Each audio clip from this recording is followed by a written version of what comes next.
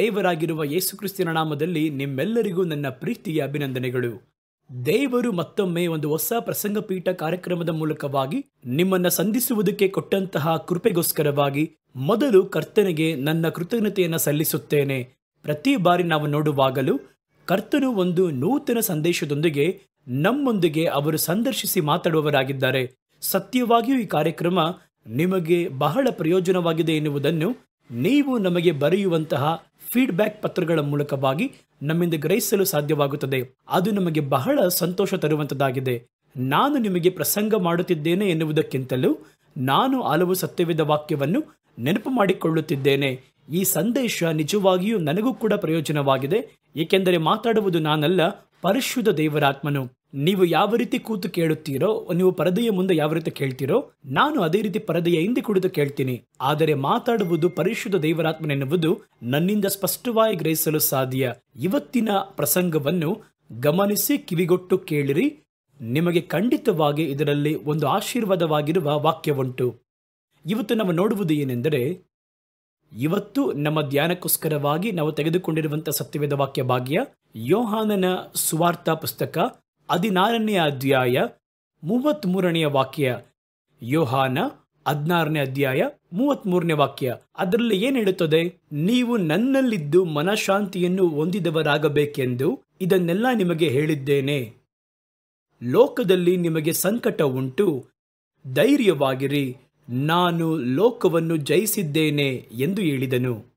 ದೇವರು ಹೇಳುತ್ತಾರೆ, ಈ ಲೋಕ ನಿಮಗೆ ಪಾತ್ರವಾಗಿ ಎಣಿಸಲ್ಪಡುವುದಿಲ್ಲ. ಕಾರಣವೇನೆಂತ ಕೇಳೋದಾದರೆ, ನನ್ನ ರಾಜ್ಯ ಈ ಲೋಕಕ್ಕೆ ಸೀಮಿತವಾದದ್ದಲ್ಲ. ನನ್ನ ರಾಜ್ಯ ಆತ್ಮಿಕವಾಗಿರುವ ರಾಜ್ಯ. ಆದರೆ ಆ ರಾಜ್ಯ ಬರುವವರೆಗೂ ನೀವು ಈ ಭೂಮಿಯಲ್ಲಿ ಬಿಡಲ್ಪಟ್ಟಿರುವುದರಿಂದ ಹೋರಾಟಗಳು, ಸಂಕಟಗಳು ನಿಮ್ಮ ಜೀವನದಲ್ಲಿ ಪ್ರತಿದಿನ ಅನುಭವವಂತೆ ಇರುವುದು. ನೀತಿವಂತರಾಗಿ ನಡೆಯಬೇಕು ಎಂಬುದಾಗಿ ಮನಸ್ಸು ಮಾಡುವವರು ಕೂಡ ಕಷ್ಟಪಡುವರು ಎಂಬುದಾಗಿ ಸತ್ಯವೇದವು ಹೇಳುವಂತದ್ದಾಗಿದೆ. ಹೇಗ್ ಬೇಕಾದರೂ ಬದುಕಬಹುದು ಎಂಬುದಾಗಿ ಹೇಳುವವರು ಸಮಾಳಿಸಿ ಓಡುವರು. ಆದರೆ ಕರ್ತನ ವಾಕ್ಯ ಅನುಸಾರ, ನೀತಿಯ ಅನುಸಾರ, ದೇವರು ಕೊಟ್ಟಿರುವ ಆಜ್ಞೆಯ ಮೇರೆಗೆ ನಡೆಯಬೇಕು ಎಂಬುದಾಗಿ ಭಾವಿಸುವವರು, ಅಂಥವರಿಗೆ ಲೋಕದಲ್ಲಿ ಸಂಕಟ, ಸಮಸ್ಯೆಗಳು ಉಂಟಾಗುವುದು. ಇದನ್ನು ದಾಟಿಯೇ ನಾವು ಬರಬೇಕು. ಆದರೆ ಕರ್ತನು ನಮಗೆ ಅದರೊಂದು ಕಾರ್ಯವನ್ನು ಹೇಳ್ತಾರೆ, ನೀವು ಅದರಲ್ಲಿ ಜಯ ಹೊಂದಲು ಸಾಧ್ಯ. ಸಮಸ್ಯೆ ಬರುತ್ತದೆ, ಯುದ್ಧ ಬರುತ್ತದೆ, ಹೋರಾಟ ಬರುತ್ತದೆ, ಕಲಹ ಬರುತ್ತದೆ. ಆದರೆ ನಿಮ್ಮ ಮನಸ್ಸು ದೃಢವಾಗಿರಬೇಕು. ಏಕೆಂದರೆ ನಾನು ಲೋಕವನ್ನು ಜಯಿಸಿದ್ದೇನೆ ಎಂಬುದಾಗಿ ದೇವರ ವಾಕ್ಯ ನಮಗೆ ಹೇಳುವಂತದ್ದಾಗಿದೆ. ಆದ್ರಿಂದ ಏನ್ ಮಾಡಬೇಕು ಅಂದ್ರೆ, ಹೋರಾಟ ಬರುತ್ತದೆ, ಸಮಸ್ಯೆ ಬರುತ್ತದೆ. ಯಾವ ಒಂದು ಕಾರ್ಯವನ್ನು ಕೂಡ ನಾವು ಹೋರಾಡಿಯೇ ಹೊಂದಿಕೊಳ್ಳಬೇಕಾಗಿದೆ. ಕ್ರೈಸ್ತರಿಗೆ ತಕ್ಕ ಹಾಗೆ ಲೋಕ ರೀತಿಯಲ್ಲಿ ನೀವು ನೋಡುವುದಾದರೆ, ಕೆಲವರು ಹೇಳ್ತಾರೆ ಇದು ಕ್ರೈಸ್ತ ದೇಶಗಳು ಎಂಬುದಾಗೆಲ್ಲ ಹೇಳ್ತಾರೆ. ಆದರೆ ಆ ದೇಶಗಳಲ್ಲಿ ಕೂಡ ಕ್ರೈಸ್ತರು ಅಧಿಕವಾಗಿ ಸಂಕಟಕ್ಕೆ ಒಳಗಾಗುತ್ತಾರೆ. ನಾನು ಆಗಾಗ ಒಂದು ಮಾತನ್ನು ನನ್ನ ಸಂದೇಶದಲ್ಲಿ ಹೇಳುವುದು ವಾಡಿಕೆ. ಸಮಸ್ಯೆಗಳು ಎಲ್ಲಿ ಉದ್ಭವವಾದರೂ ಕೂಡ ಕೊನೆಯದಾಗಿ ಅದು ಕ್ರೈಸ್ತರನ್ನು ಟಾರ್ಗೆಟ್ ಮಾಡಿ ಅವರ ತಲೆ ಮೇಲೆಯೇ ಬಂದು ಮುಗಿಯುತ್ತದೆ. ಅವರ ಜೀವನವನ್ನು ಗುರಿಯಾಗಿಟ್ಟೇ ಬರುತ್ತದೆ. ಯಾಕೆಂದರೆ ಬಹುತೇಕವಾಗಿರುವ ಸಮಸ್ಯೆಗಳು ಸೈತನನಿಂದ ಉಂಟು ಮಾಡಲ್ಪಡುತ್ತವೆ. ಸೈತನ ನೇರವಾಗಿರುವ ವಿರೋಧಿ ಯಾರು ಅಂತ ಕೇಳುವುದಾದರೆ ದೇವ ಜನಗಳೇ, ಕ್ರೈಸ್ತರೇ. ಆದ್ದರಿಂದ ಅವರು ಉಪದ್ರವಕ್ಕೆ ಒಳಗಾಗುತ್ತಾರೆ. ಉಪದ್ರವಗಳು ಬರುವಾಗ ಕೆಲವರು ಕರ್ತನ ಮುಖಾಂತರ ಜಯವನ್ನು ಹೊಂದುತ್ತಾರೆ. ಆದರೆ ಜಯ ಹೊಂದುವುದು ಯಾವ ರೀತಿ ಎಂಬುದಾಗಿ ಗೊತ್ತಿಲ್ಲದವರು ಹಲವು ಸಮಯಗಳಲ್ಲಿ ಆ ಸಮಸ್ಯೆಗಳಲ್ಲಿ ಮುಳುಗಿ ಹೋಗುತ್ತಾರೆ. ಕೆಲವರನ್ನು ಕರ್ತನೇ ಆ ಸಮಸ್ಯೆಗಳಲ್ಲಿ ಒಪ್ಪಿಸಿಕೊಡುತ್ತಾರೆ, ಅದು ಬೇರೆ. ಆದರೆ ಉಳಿದ ಹಾಗೆ ಜಯಿಸಲು ಬಲವಿರುವಾಗ, ಜಯಿಸುವುದಕ್ಕೆ ದಾರಿ ಇರುವಾಗ ಕರ್ತರ ಮೂಲಕವಾಗಿ ಸಮಸ್ಯೆಗಳನ್ನು ಜಯಿಸುವುದು ಯಾವ ರೀತಿ, ಇದನ್ನೇ ಇವತ್ತು ನಾವು ಸಂಶೋಧನೆ ಮಾಡಿ ನೋಡಲಿದ್ದೇವೆ.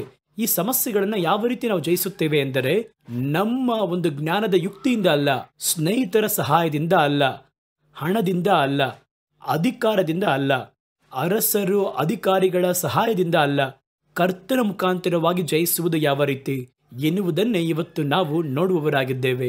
ಕರ್ತನ ಮೂಲಕವಾಗಿ ಪ್ರತಿ ಹೋರಾಟದಲ್ಲಿಯೂ, ನಮಗೆ ಬರುವಂತ ಉಪದ್ರವದಲ್ಲಿಯೂ ಒಂದು ಜಯವನ್ನು ಹೊಂದಲು ಸಾಧ್ಯ. ಆದ್ದರಿಂದ ದೇವರು ಹೇಳಿದರು, ಲೋಕದಲ್ಲಿ ನಿಮಗೆ ಒಂದು ದೊಡ್ಡ ಯುದ್ಧ ಹೋರಾಟಗಳು ಇರುವಂತದ್ದಾಗಿದೆ. ಹಲವು ವಿಧವಾಗಿರುವ ಸಮಸ್ಯೆಗಳು ಉಂಟು.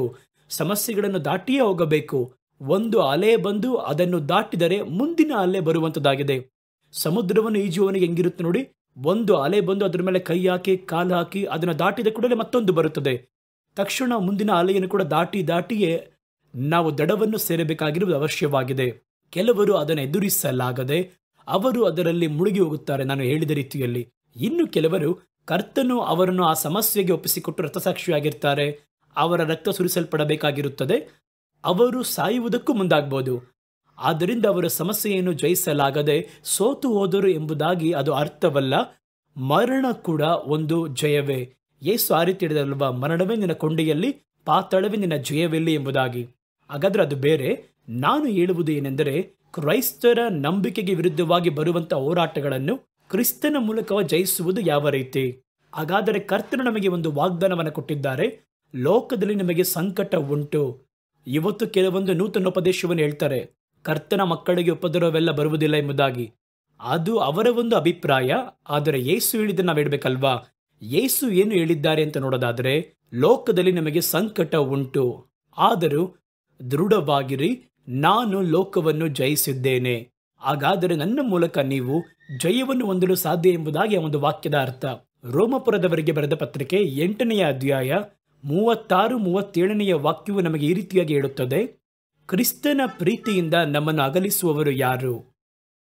ಇನ್ನೂ ಸ್ಪಷ್ಟವಾಗಿ ಹೇಳಬೇಕೆಂದರೆ, ಕ್ರಿಸ್ತನ ಪ್ರೀತಿಯಿಂದ ನಮ್ಮನ್ನು ಬೇರ್ಪಡಿಸುವುದು ಯಾವುದು? ಉಪದ್ರವವ, ವ್ಯಾಕುಲವ, ಕಷ್ಟವ, ಹಸಿವ, ಹೋರಾಟಗಳು, ಕಷ್ಟ ನಷ್ಟವೋ, ಖಡ್ಗವೋ? ದೇವರನ್ನು ಬಿಟ್ಟು ನಮ್ಮನ್ನು ಯಾರು ಅಗಲಿಸಲು ಸಾಧ್ಯ? ಇವೆಲ್ಲವುಗಳಲ್ಲಿಯೂ ನಾವು ನಮ್ಮ ಮೇಲೆ ಪ್ರೀತಿ ಇಟ್ಟವನಿಂದ ಪರಿಪೂರ್ಣವಾಗಿ ಜಯವನ್ನು ಹೊಂದಿದ್ದೇವಲ್ಲವಾ? ಯಾತರಿಂದ ಜಯ ಹೊಂದುತ್ತೇವೆ ಎಂದರೆ, ಅವರ ಅನುಭವವನ್ನು ಹೇಳ್ತಾರೆ. ಇವತ್ತು ನಾವೇನು ಹೇಳ್ತೀವಿ? ಒಂದು ಸಮಸ್ಯೆ ಬಂದರೆ ಅದನ್ನು ಫೇಸ್ ಮಾಡುವುದಕ್ಕೆ, ಆ ಸಮಸ್ಯೆಯನ್ನು ಜಯಿಸುವುದಕ್ಕೆ ಮನುಷ್ಯರ ಸಹಾಯವನ್ನೇ ಮೊದಲು ಪ್ರಯತ್ನ ಮಾಡ್ತೀವಿ. ಸರ್ಕಾರವನ್ನು ಹುಡುಕುತ್ತೇವೆ, ಅಧಿಕಾರವನ್ನು ಹುಡುಕುತ್ತೇವೆ, ಹಣವನ್ನು ಹುಡುಕುತ್ತೇವೆ, ಸ್ನೇಹಿತರನ್ನು ಹುಡುಕುತ್ತೇವೆ, ವ್ಯಕ್ತಿಗಳನ್ನು ಹುಡುಕುತ್ತೇವೆ. ಆದರೆ ಸತ್ಯವೇದ ಹೇಳುತ್ತದೆ, ನಮ್ಮ ಮೂಲ ಪಿತೃಗಳು ಪ್ರಥಮ ಶತಮಾನದ ಕ್ರೈಸ್ತರು ಅವರ ಅನುಭವದಲ್ಲಿ ಏನ್ ಮಾಡಿದ್ರು ಅಂದ್ರೆ, ನಾವು ಕರ್ತನ ಮೂಲಕವಾಗಿ ನಮ್ಮಲ್ಲಿ ಪ್ರೀತಿ ತೋರುವವರ ಪರಿಪೂರ್ಣವಾಗಿ ಜಯಿಸುವವರಾಗಿದ್ದೇವಲ್ಲವಾ ಎಂಬುದಾಗಿ ಅವರು ಹೇಳ್ತಾರೆ. ಹಾಗಾದರೆ ದೇವರ ಮೂಲಕವಾಗಿ ಜಯಿಸುವುದು ಯಾವ ರೀತಿ? ಹಾಗಾದರೆ ದೇವರು ಒಂದು ಸಮಸ್ಯೆಯನ್ನು ಅವರ ತಂದು ಮುಂದೆ ನಿಲ್ಲಿಸಬೇಕು, ಅವರು ಫೇಸ್ ಮಾಡುವಂತಿಡಬೇಕು. ಅದಕ್ಕೆ ನಾವೇನ್ ಮಾಡಬಹುದು? ಸತ್ಯವೇದದಲ್ಲಿ ಅದರ ಕುರಿತು ಏನು ಹೇಳಲ್ಪಟ್ಟಿದೆ ಎಂಬುದನ್ನು ನಾವು ನೋಡ್ತೀವಿ. ನೋಡಿ, 1 ಕೊರಿಂಥದವರಿಗೆ ಬರೆದ ಪತ್ರಿಕೆ 15ನೇ ಅಧ್ಯಾಯ 57ನೇ ವಾಕ್ಯದಲ್ಲಿ ಕ್ರಿಸ್ತನ ಮೂಲಕವಾಗಿ ನಾವು ಜಯವನ್ನು ಹೊಂದಿದವರ ಕುರಿತಾಗಿ ಹೇಳಲ್ಪಟ್ಟದಾಗಿದೆ. ಹಾಗಾದರೆ ಕರ್ತನ ಮೂಲಕವಾಗಿ ಜಯಿಸುವುದು ಯಾವ ರೀತಿ ಎನ್ನುವುದು ಇವತ್ತು ನಾವು ನೋಡಲಿದ್ದೇವೆ. ಇದಕ್ಕೊಂದು ಒಳ್ಳೆ ಉದಾಹರಣೆ ಹೊಂದಿದೆ. ಮನುಷ್ಯರ ಮೂಲಕವಾಗಿ, ಸೈನ್ಯದ ಮೂಲಕವಾಗಿ ಜಯಿಸಬೇಕಾಗಿರುವ ಒಂದು ಸಮಸ್ಯೆಯನ್ನು ಕೂಡ ಕೆಲವು ದೇವರ ಮಕ್ಕಳು ಕರ್ತನನ್ನು ಮುಂದೆ ನಿಲ್ಲಿಸಿ ಅವರನ್ನು ಒಳಗೆ ತಂದು ಜಯಿಸಿದ್ದಾರೆ. ಅದು ಯಾವ ರೀತಿ ಎನ್ನುವುದನ್ನು ನೋಡಲಿದ್ದೇವೆ. ಇವತ್ತು ಮೊದಲು ನೋಡಿ, ಇದು ಕರ್ತನನ್ನು ನಂಬುವಂತಹ ವಿಶ್ವಾಸಿಗಳಿಗೆ ಮಾತ್ರ ಸಾಧ್ಯ. ಎಲ್ಲರಿಂದ ಅದು ಸಾಧ್ಯವಿಲ್ಲ. ಕರ್ತನ ಮಕ್ಕಳು, ಕರ್ತನನ್ನ ನಂಬುವವರು, ಕರ್ತನ ವಾಕ್ಯಾನುಸಾರವಾಗಿ ನಡೆಯುವವರೇ ದೇವರನ್ನು ಸಮಸ್ಯೆಗಳ ಮುಂದೆ ನಿಲ್ಲಿಸಿ ಅವರ ಮೂಲಕವಾಗಿ ಒಂದು ಜಯವನ್ನು ಹೊಂದಲು ಸಾಧ್ಯ. ಒಮ್ಮೆ ನೀವು ಪಳಗುವುದಾದರೆ ಈಸಿಯಾಗಿ ಕರ್ತನ ಮೂಲಕವಾಗಿ ಪ್ರತಿ ಸಮಸ್ಯೆಗಳನ್ನ ಎದುರುಗೊಳ್ಳಲು ಸಾಧ್ಯ ಎನ್ನುವುದೇ ಈ ಒಂದು ಸತ್ಯವೇದ ಭಾಗ ನಮಗೆ ತೋರಿಸಿಕೊಡುವ ಒಂದು ಪಾಠ. ಅದರಲ್ಲಿ ನಾವು ಚೆನ್ನಾಗಿ ಒಂದು ವೇಳೆ ನೋಡುವುದಾದರೆ, ಒಂದು ದೊಡ್ಡ ಸೈನ್ಯ ಸಾಧಿಸಬೇಕಾಗಿರುವ ಒಂದು ಕಾರ್ಯವನ್ನು ಸೈನ್ಯದಲ್ಲಿ ಹಲವು ವಿಧವಾಗಿರುವಂತಹ ಶತ್ರು ಪಡೆಗಳು ಸುತ್ತುವರೆದಿರುವ ಸಮಯದಲ್ಲಿ ಸೈನ್ಯದ ಮೂಲಕವಾಗಿ ಆ ಪಡೆಗಳನ್ನು ಎದುರಿಸದೆ ಕರ್ತನ ಮೂಲಕವಾಗಿ ಎದುರಿಸಿದ ಒಬ್ಬ ದೈವ ಮನುಷ್ಯನ ಕುರಿತಾಗಿರುವ ಒಂದು ಸಾಕ್ಷಿ ಸತ್ಯವೇದದಲ್ಲಿ ಹೇಳಲ್ಪಟ್ಟದಾಗಿದೆ. ಇವರು ಕರ್ತನ ಮೂಲಕವಾಗಿ ಒಂದು ದೊಡ್ಡ ಜಯವನ್ನ ಹೊಂದಿಕೊಂಡರು. ಯಾರು ಆ ವ್ಯಕ್ತಿ ಅಂತ ನೋಡುವುದಾದರೆ, ಯೆಹೋಷಾಫಾಟನು ಎನ್ನುವಂತ ಅರಸ. ಯೆಹೋಷಾಫಾಟನು ಎನ್ನುವ ಒಬ್ಬ ಅರಸ. ಆ ಅರಸನ ಜೀವನದಲ್ಲಿ ಒಂದು ದೊಡ್ಡ, ಅವರ ಸೈನ್ಯವು ಬಹಳ ಚಿಕ್ಕದ್ದು. ಹಲವು ದೇಶಗಳು ಒಟ್ಟಾಗಿ ಕೂಡಿಕೊಂಡು ಇವರ ದೇಶವನ್ನು ಹೇಗಾದರೂ ಹಿಡಿದು ಯೆಹೋಷಾಫಾಟನನ್ನು ಓಡಿಸಬೇಕು ಎಂಬುದಾಗಿ ಅವರು ಭಾವಿಸಿ ಕಾದಿದ್ದರು. ಬರುವ ಸುದ್ದಿಗಳು ಭಯಂಕರವಾಗಿದೆ. ಆ ಪಡೆಗಳು ಸೇರಿವೆ, ಈ ಪಡೆಗಳು ಸೇರಿವೆ, ದೊಡ್ಡ ಮಟ್ಟದಲ್ಲಿ ಮುತ್ತಿಗೆ ಹಾಕಿದ್ದಾರೆ. ಬಂದು ಆ ಸೈನಿಕರು ಆ ಸುದ್ದಿಯನ್ನು ತಲುಪಿಸುತ್ತಿದ್ದಾರೆ. ಕೇಳ್ತಾ ಕೇಳ್ತಾ ಭಯವಾಗಿದೆ. ತನ್ನ ಸೈನ್ಯವನ್ನು, ಆ ಪಡೆಯನ್ನು, ಎಣಿಕೆಯನ್ನು ಗಮನಿಸಿ ನೋಡಿದರೆ 1 ನಿಮಿಷ ಕೂಡ ತಡೆ ಹಿಡಿಯಕ್ಕೆ ಸಾಧ್ಯ ಇಲ್ಲ. ಇದಕ್ಕೆ ಒಂದೇ ಒಂದು ದಾರಿ, ಸ್ವಾರ್ಥವನ್ನು ಅವಲಂಬಿಸದೆ ಕರ್ತನನ್ನು ಅವಲಂಬಿಸಿ ಜಯಿಸಬೇಕು ಎಂದು ಒಂದು ತೀರ್ಮಾನವನ್ನು ತೆಗೆದುಕೊಳ್ಳುತ್ತಾರೆ. ಹಾಗಾದರೆ ಆ ತೀರ್ಮಾನ ಏನಾಯಿತು ಎನ್ನುವುದನ್ನು ನೋಡಲಿದ್ದೇವೆ. ಯೆಹೋಷಾಫಾಟನು ಅವನು ದೇವರ ಮೇಲೆ ನಂಬಿಕೆ ಇರುವಂಥ ಒಬ್ಬ ವ್ಯಕ್ತಿ. ಯೆಹೋಷಾಫಾಟನ ಒಳ್ಳೆಯ ಗುಣಗಳು. ಯೆಹೋಷಾಫಾಟನು ಏನು ಮಾಡ್ದ ಅಂತ ನೋಡೋದಾದರೆ, ದೇಶದಲ್ಲಿ ಅವನ ತಂದೆಯ ಕಾಲದಲ್ಲಿ ದೇಶ ಪೂರ್ತಿಯಾಗಿ ವಿಗ್ರಹಗಳನ್ನು ತಂದು ಇಟ್ಟು ಕರ್ತನ ಆಜ್ಞೆಗಳಿಗೆ ವಿರುದ್ಧವಾಗಿ ಮೀರಿ ಅವರು ನಡೆಯಬೇಕಾದರೆ ದುಷ್ಟ ವಿಗ್ರಹ ಆರಾಧನೆಗಳನ್ನು ದೇಶದಲ್ಲಿ ತಂದಿದ್ದರು. ಯೆಹೋಷಾಫಾಟನು ಆಳ್ವಿಕೆಗೆ ಬಂದ ಕೂಡಲೇ ಅವರ ದೇಶದಲ್ಲಿ ಸ್ಥಾಪಿಸಿರುವಂತಹ ವಿಗ್ರಹದ ತೋಪುಗಳನ್ನು ದೇಶದಿಂದ ತೆಗೆದುಹಾಕಿ ದೇವರನ್ನು ಹುಡುಕುವ ಹಾಗೆ ಅವರ ಹೃದಯವನ್ನು ನೇರವಾಗಿ ನಡೆಸಿದ ವಿಷಯದಲ್ಲಿ ಒಳಿತಾಗಿರುವ ಕಾರ್ಯಗಳು ಅವನ ಬಳಿ ಕಾಣಲ್ಪಟ್ಟವು. ಕರ್ತನು ಅವನಿಗೆ ಸಹಾಯ ಮಾಡುವುದಕ್ಕೆ ಕಾರಣವೇನಂತ ಕೇಳಿದ್ರೆ, ವಿಗ್ರಹಗಳನ್ನು ಮೊದಲು ದೇಶದಿಂದ ತೆಗೆದು ಹಾಕಿದ ಅನಂತರ ಎರಡನೇದು, ದೇವರನ್ನು ಹುಡುಕುವುದಕ್ಕೆ ಅವನು ತನ್ನ ಹೃದಯವನ್ನು ನೇರವಾಗಿ ತಿರುಗಿಸಿದನು. ಮೂರನೇದಾಗಿ, ಇಂಥ ಒಳಿತಿನ ಕಾರ್ಯಗಳು ಅವನ ಬಳಿ ಕಾಣಲ್ಪಟ್ಟವು. ಇವತ್ತು ನಾವು ಕೂಡ ಕರ್ತನನ್ನು ನಮಗೋಸ್ಕರವಾಗಿ ಯುದ್ಧ ಮಾಡಿಸಿ ಒಂದು ಜಯವನ್ನು ಹೊಂದುವುದಕ್ಕೆ ಬಯಸಿದರೆ ಮೊದಲು ನಿಮ್ಮ ಜೀವನದಲ್ಲಿರುವಂತಹ ವಿಗ್ರಹಗಳನ್ನು ತೆಗೆದು ಹಾಕಬೇಕು. ವಿಗ್ರಹಗಳು ಎಂದರೆ ಕೈಯಿನಿಂದ, ಕಟ್ಟಿಗೆಯಿಂದ, ಲೋಹಗಳಿಂದ, ಮಣ್ಣಿನಿಂದ ಮಾಡಲ್ಪಟ್ಟಂತಹ ವಿಗ್ರಹಗಳನ್ನು ಮಾತ್ರ ತೋರಿಸುತ್ತಿಲ್ಲ. ವಿಗ್ರಹಗಳು ಎಂದರೆ ಪ್ರತಿಯೊಬ್ಬರಿಗೂ ಅದು ವ್ಯತ್ಯಾಸವಾಗಿರುತ್ತದೆ. ಒಬ್ಬ ಮನುಷ್ಯನನ್ನ ದಾಸತ್ವದಲ್ಲಿಟ್ಟು ದೇವರನ್ನು ಹುಡುಕಲು ಬಿಡದಂತೆ ತಡೆ ಮಾಡುವಂತಹ ಯಾವ ಕಾರ್ಯವಾಗಿದ್ರೂ ವಿಗ್ರಹವೇ. ನೀವು ದೇವರನ್ನು ಹುಡುಕಲು ಸಾಧ್ಯವಾಗದೆ, ದೇವರೊಂದಿಗೆ ಐಕ್ಯವಾಗಲು ಸಾಧ್ಯವಾಗದೆ, ನಿಮ್ಮನ್ನು ಸ್ಟಾಪ್ ಮಾಡಿ, ತಡೆ ಮಾಡುವಂತೆ ಮಾಡಿ, ತನಗೆ ವಿಧಿಯರಾಗುವಂತೆ ಮಾಡುವಂತಹ ಯಾವ ಕಾರ್ಯವಾಗಿದ್ದರೂ ಅದು ವ್ಯಕ್ತಿಗೆ ವ್ಯಕ್ತಿ ವ್ಯತ್ಯಾಸವಾಗುವುದು. ಒಬ್ಬೊಬ್ಬರಿಗೂ ಒಂದೊಂದು ರೀತಿಯಲ್ಲಿ ವ್ಯತ್ಯಾಸವಾಗುವುದು. ಕೆಲವೊಬ್ಬರಿಗೆ ಹಣ ಸಂಪಾದನೆ ಮಾಡಬೇಕೆನ್ನುವ ಆಸೆ. ಹಣ ನಮಗೆ ಅವಶ್ಯವೇ, ಆದರೆ ಸತ್ಯವೇದ ಹೇಳುತ್ತದೆ, ಹಣದಾಸೆ ಸರ್ವ ಕೆಟ್ಟತನಕ್ಕೂ ಮೂಲವಾಗಿದೆ. ಹಣವಲ್ಲ, ಹಣ ಆಸೆ. ಒಬ್ಬನು 10 ರೂಪಾಯಿ ಕೂಡ ಇಲ್ಲದೆ ಹಣದಾಸೆ ಇಲ್ಲದೆ ಇರ್ಬೋದು. ಒಬ್ಬನು 10 ಕೋಟಿ ಇಟ್ಕೊಂಡು ಹಣ ಆಸೆ ಇಲ್ಲದವನಾಗಿರ್ಬೋದು. ಸತ್ಯವೇದ ಹೇಳುತ್ತದೆ ಹಣದಾಸೆ. ಈ ಆಸೆ ಬರುವುದಾದರೆ ಮೇಲು ಮೇಲು ಮೇಲು ಹಣವನ್ನು ತನಗೆ ಕೂಡಿಸಬೇಕು ಎನ್ನುವ ಭಾವನೆ ಬರುತ್ತದೆ. ಅವರೇನ್ ಮಾಡ್ತಾರೆ ಅಂದ್ರೆ, ಒಂದು ದಿನದ ಬಹುತೇಕವಾಗಿರುವ ಸಮಯವನ್ನ ಹಣವನ್ನ ಕೂಡಿಸುವುದಕ್ಕೂ, ಕೂಡಿಸಿದ್ದನ್ನ ಲೆಕ್ಕಿಸುವುದಕ್ಕೂ ಅದರ ಮೇಲೆಯೇ ಗಮನ ಹರಿಸುವರು. ಇದನ್ನು ತೆಗೆದು ಅದರಲ್ಲಿ ಹಾಕಿದ್ರೆ ಯಾವ ರೀತಿ ಹಣ ಬರುತ್ತೆ, ಇದರ ಮೂಲಕವಾಗಿ ಏನು ಪಡಿಬೋದು, ಯಾವ ರೀತಿ ಮಾರಾಟ ಮಾಡೋಕ್ಕಾಗುತ್ತೆ. ಕೆಲವು ವ್ಯಕ್ತಿಗಳನ್ನು ಬೆಳಗ್ಗೆ ಎದ್ದು ಕೂಡ ನೋಡೋದಾದರೆ ಮುಂಜಾನೆ ಎದ್ದು ಈ ಶೇರ್ ಮಾರ್ಕೆಟ್ನಲ್ಲಿ ಕುಳಿತು ನೋಡ್ತಾ ಇರ್ತಾರೆ. ಸ್ನೇಹಿತರಿಗೆ ಫೋನ್ ಮಾಡ್ತಾರೆ, 3 ಗಂಟೆಗೆ ಎದ್ದೇಳ್ತಾರೆ. ಬೈಬಲ್ ನೋಡುವುದಕ್ಕೆ ಸಮಯವಿರುವುದಿಲ್ಲ. ಇವತ್ತು ಶೇರ್ ಮಾರ್ಕೆಟ್ನಲ್ಲಿ ಏನು ಬಂದು ನಿಂತಿದೆ, ಯಾವ ಶೇರ್ನ ಎಲ್ಲಿ ತೆಗೆದು ಹಾಕ್ಬೋದು, ಏನು ಮಾಡ್ಬೋದು, ಈ ರೀತಿ ಇದನ್ನೇ ಒಂದು ದೊಡ್ಡ ಗ್ರೂಪ್ನ ಇಟ್ಕೊಂಡಿರ್ತಾರೆ. ಅವರಿಗೆ ಅದುವೇ ಯಾವಾಗಲೂ ತಮ್ಮ ಒಂದು ಚಿಂತೆ ಹಣ ಹಣ ಹಣ ಎಂಬುದಾಗಿರುತ್ತದೆ. ಹಾಗಾದರೆ ಅದು ಅವರಿಗೆ ಒಂದು ವಿಗ್ರಹವಾಗಿರುತ್ತದೆ. ಇನ್ನು ಕೆಲವು ವ್ಯಕ್ತಿಗಳು ಒಳ್ಳೆ ಕಾರ್ಯಗಳು ಕೂಡ ವಿಗ್ರಹವಾಗಿರುವುದು ಕೆಲವರಿಗೆ. ಕೆಲವರಿಗೆ ಏನಂತ ಕೇಳೋದಾದರೆ, ದೇವರನ್ನು ಹುಡುಕುವುದಕ್ಕೆ ಸಮಯವಿಲ್ಲದೆ ಮತ್ತೊಬ್ಬರಿಗೆ ಸಹಾಯ ಮಾಡುವುದಕ್ಕೆ ಕೊಡ್ತೀನಿ ಅಂತ ಕೊಡ್ತಾರೆ. ಆದರೆ ಅವರೇನು ಹೇಳ್ತಾರೆ ಅಂದರೆ, ಕಾರಣ ಕರ್ತನನ್ನು ಹುಡುಕುವುದಕ್ಕಿಂತಲೂ ಬಡವರಿಗೆ ಸಹಾಯ ಮಾಡಿದ್ರೆ ಸಾಕಲ್ವಾ ಅಂತ ಹೇಳ್ತಾರೆ. ಬಡವರಿಗೂ ಸಹಾಯ ಮಾಡಬೇಕು. ದೇವರನ್ನು ಕೂಡ ನೀವು ಬಿಟ್ಟು ಬಿಡದೇ ಇರುವವರಾಗಿರಬೇಕು. ದೇವರದನ್ನು ದೇವರಿಗೂ, ರಾಯನಿಗೆ ಸಂಬಂಧಪಟ್ಟದನ್ನು ರಾಯನಿಗೆ ಸಲ್ಲಿಸುವ ಹಾಗೆ ನಾವು ಕರೆಯಲ್ಪಟ್ಟಿದ್ದೇವೆ. ಕೆಲವರು ಒನ್ ಸೈಡ್ ಆಗಿ ಹೋಗ್ತಾರೆ. ಕೆಲವು ವ್ಯಕ್ತಿಗಳನ್ನು ನೋಡಿ, ದೇವರನ್ನು ನಂಬುತ್ತಾರೆ, ಕ್ರೈಸ್ತರಾಗಿ ಇರ್ತಾರೆ. ಅವರು ಪರಿಪೂರ್ಣ ಸಮಯವನ್ನು ಸೇವೆ ಮಾಡ್ತೀನಿ, ಅದು ಮಾಡ್ತೀನಿ ಎಂಬುದಾಗಿ ಹೇಳಿ ಈ ಸತ್ಯವೇದ ವಾಕ್ಯವನ್ನ ಅಲ್ಲಗಳೆಯುತ್ತಾರೆ.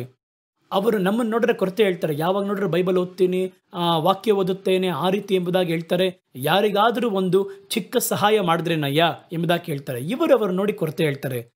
ಆದರೆ ಸತ್ಯವೇದ ಏನು ಹೇಳುತ್ತದೆ ಗೊತ್ತಾ? ಎರಡನ್ನೂ ನೀವು ಮಾಡಬೇಕು.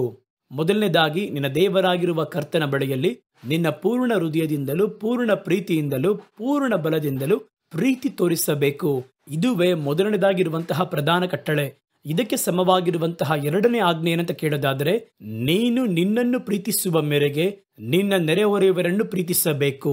ಇದನ್ನು ಮಾಡಬೇಕು, ಅದನ್ನು ಬಿಟ್ಟು ಬಿಡದೆ ಇರಬೇಕು ಎಂಬುದಾಗಿ ಸತ್ಯವೇದ ಹೇಳುತ್ತದೆ. ಯಾವುದು ಕರ್ತನಿಗೂ ನಿಮಗೂ ಮಧ್ಯದಲ್ಲಿ ಬಂದು ನಿಮ್ಮನ್ನು ಬೇರ್ಪಡಿಸುತ್ತದೋ ಅದಕ್ಕೆ ಹೆಸರು ವಿಗ್ರಹ. ಇದೇ ರೀತಿ ದ್ರೋಹ ಮಾಡುವುದು, ಮಾಟಮಂತ್ರ ಮಾಡುವಂಥದ್ದು, ಇವೆಲ್ಲವೂ ಕೂಡ ವಿಗ್ರಹ ಆರಾಧನೆ ಎಂಬುದಾಗಿ ಕರ್ತನ ಸತ್ಯವೇದದಲ್ಲಿ ಬರೆಯಲ್ಪಟ್ಟಿದೆ. ಆದ್ದರಿಂದ ಆತ್ಮಿಕ ವಿಗ್ರಹಗಳು, ಒಬ್ಬ ಕ್ರೈಸ್ತನು ಒಬ್ಬ ವಿಗ್ರಹ ಆರಾಧಕನಾಗಿರಲು ಸಾಧ್ಯವಾ? ಸಾಧ್ಯ. ಈ ರೀತಿ ದೇವರಿಗೂ ತನಗೂ ಮಧ್ಯದಲ್ಲಿ ಇರುವಂತಹ ಕಾರ್ಯಗಳನ್ನು ಕೇಂದ್ರವಾಗಿಟ್ಕೊಂಡು ಅದಕ್ಕೆ ತಮ್ಮ ಜೀವಿತದ ಬಹುತೇಕ ಸಮಯವನ್ನ ಖರ್ಚು ಮಾಡಿ ಕರ್ತನನ್ನು ಬಿಟ್ಟು ಬಿಡುತ್ತಾರೆ ಅಥವಾ ಕರ್ತನನ್ನು ಮರೆತು ಬಿಡುತ್ತಾರೆ. ನೋಡಿರಿ, ಅದಕ್ಕೆ ಹೆಸರು ವಿಗ್ರಹ.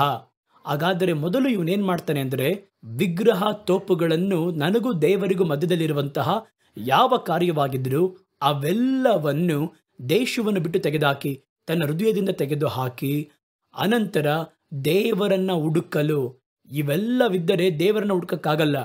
ಒಬ್ಬ ವ್ಯಕ್ತಿ ದೇವರನ್ನ ಹುಡುಕಲು ತನ್ನ ಹೃದಯವನ್ನ ನೇರವಾಗಿ ಮಾಡಿದನು.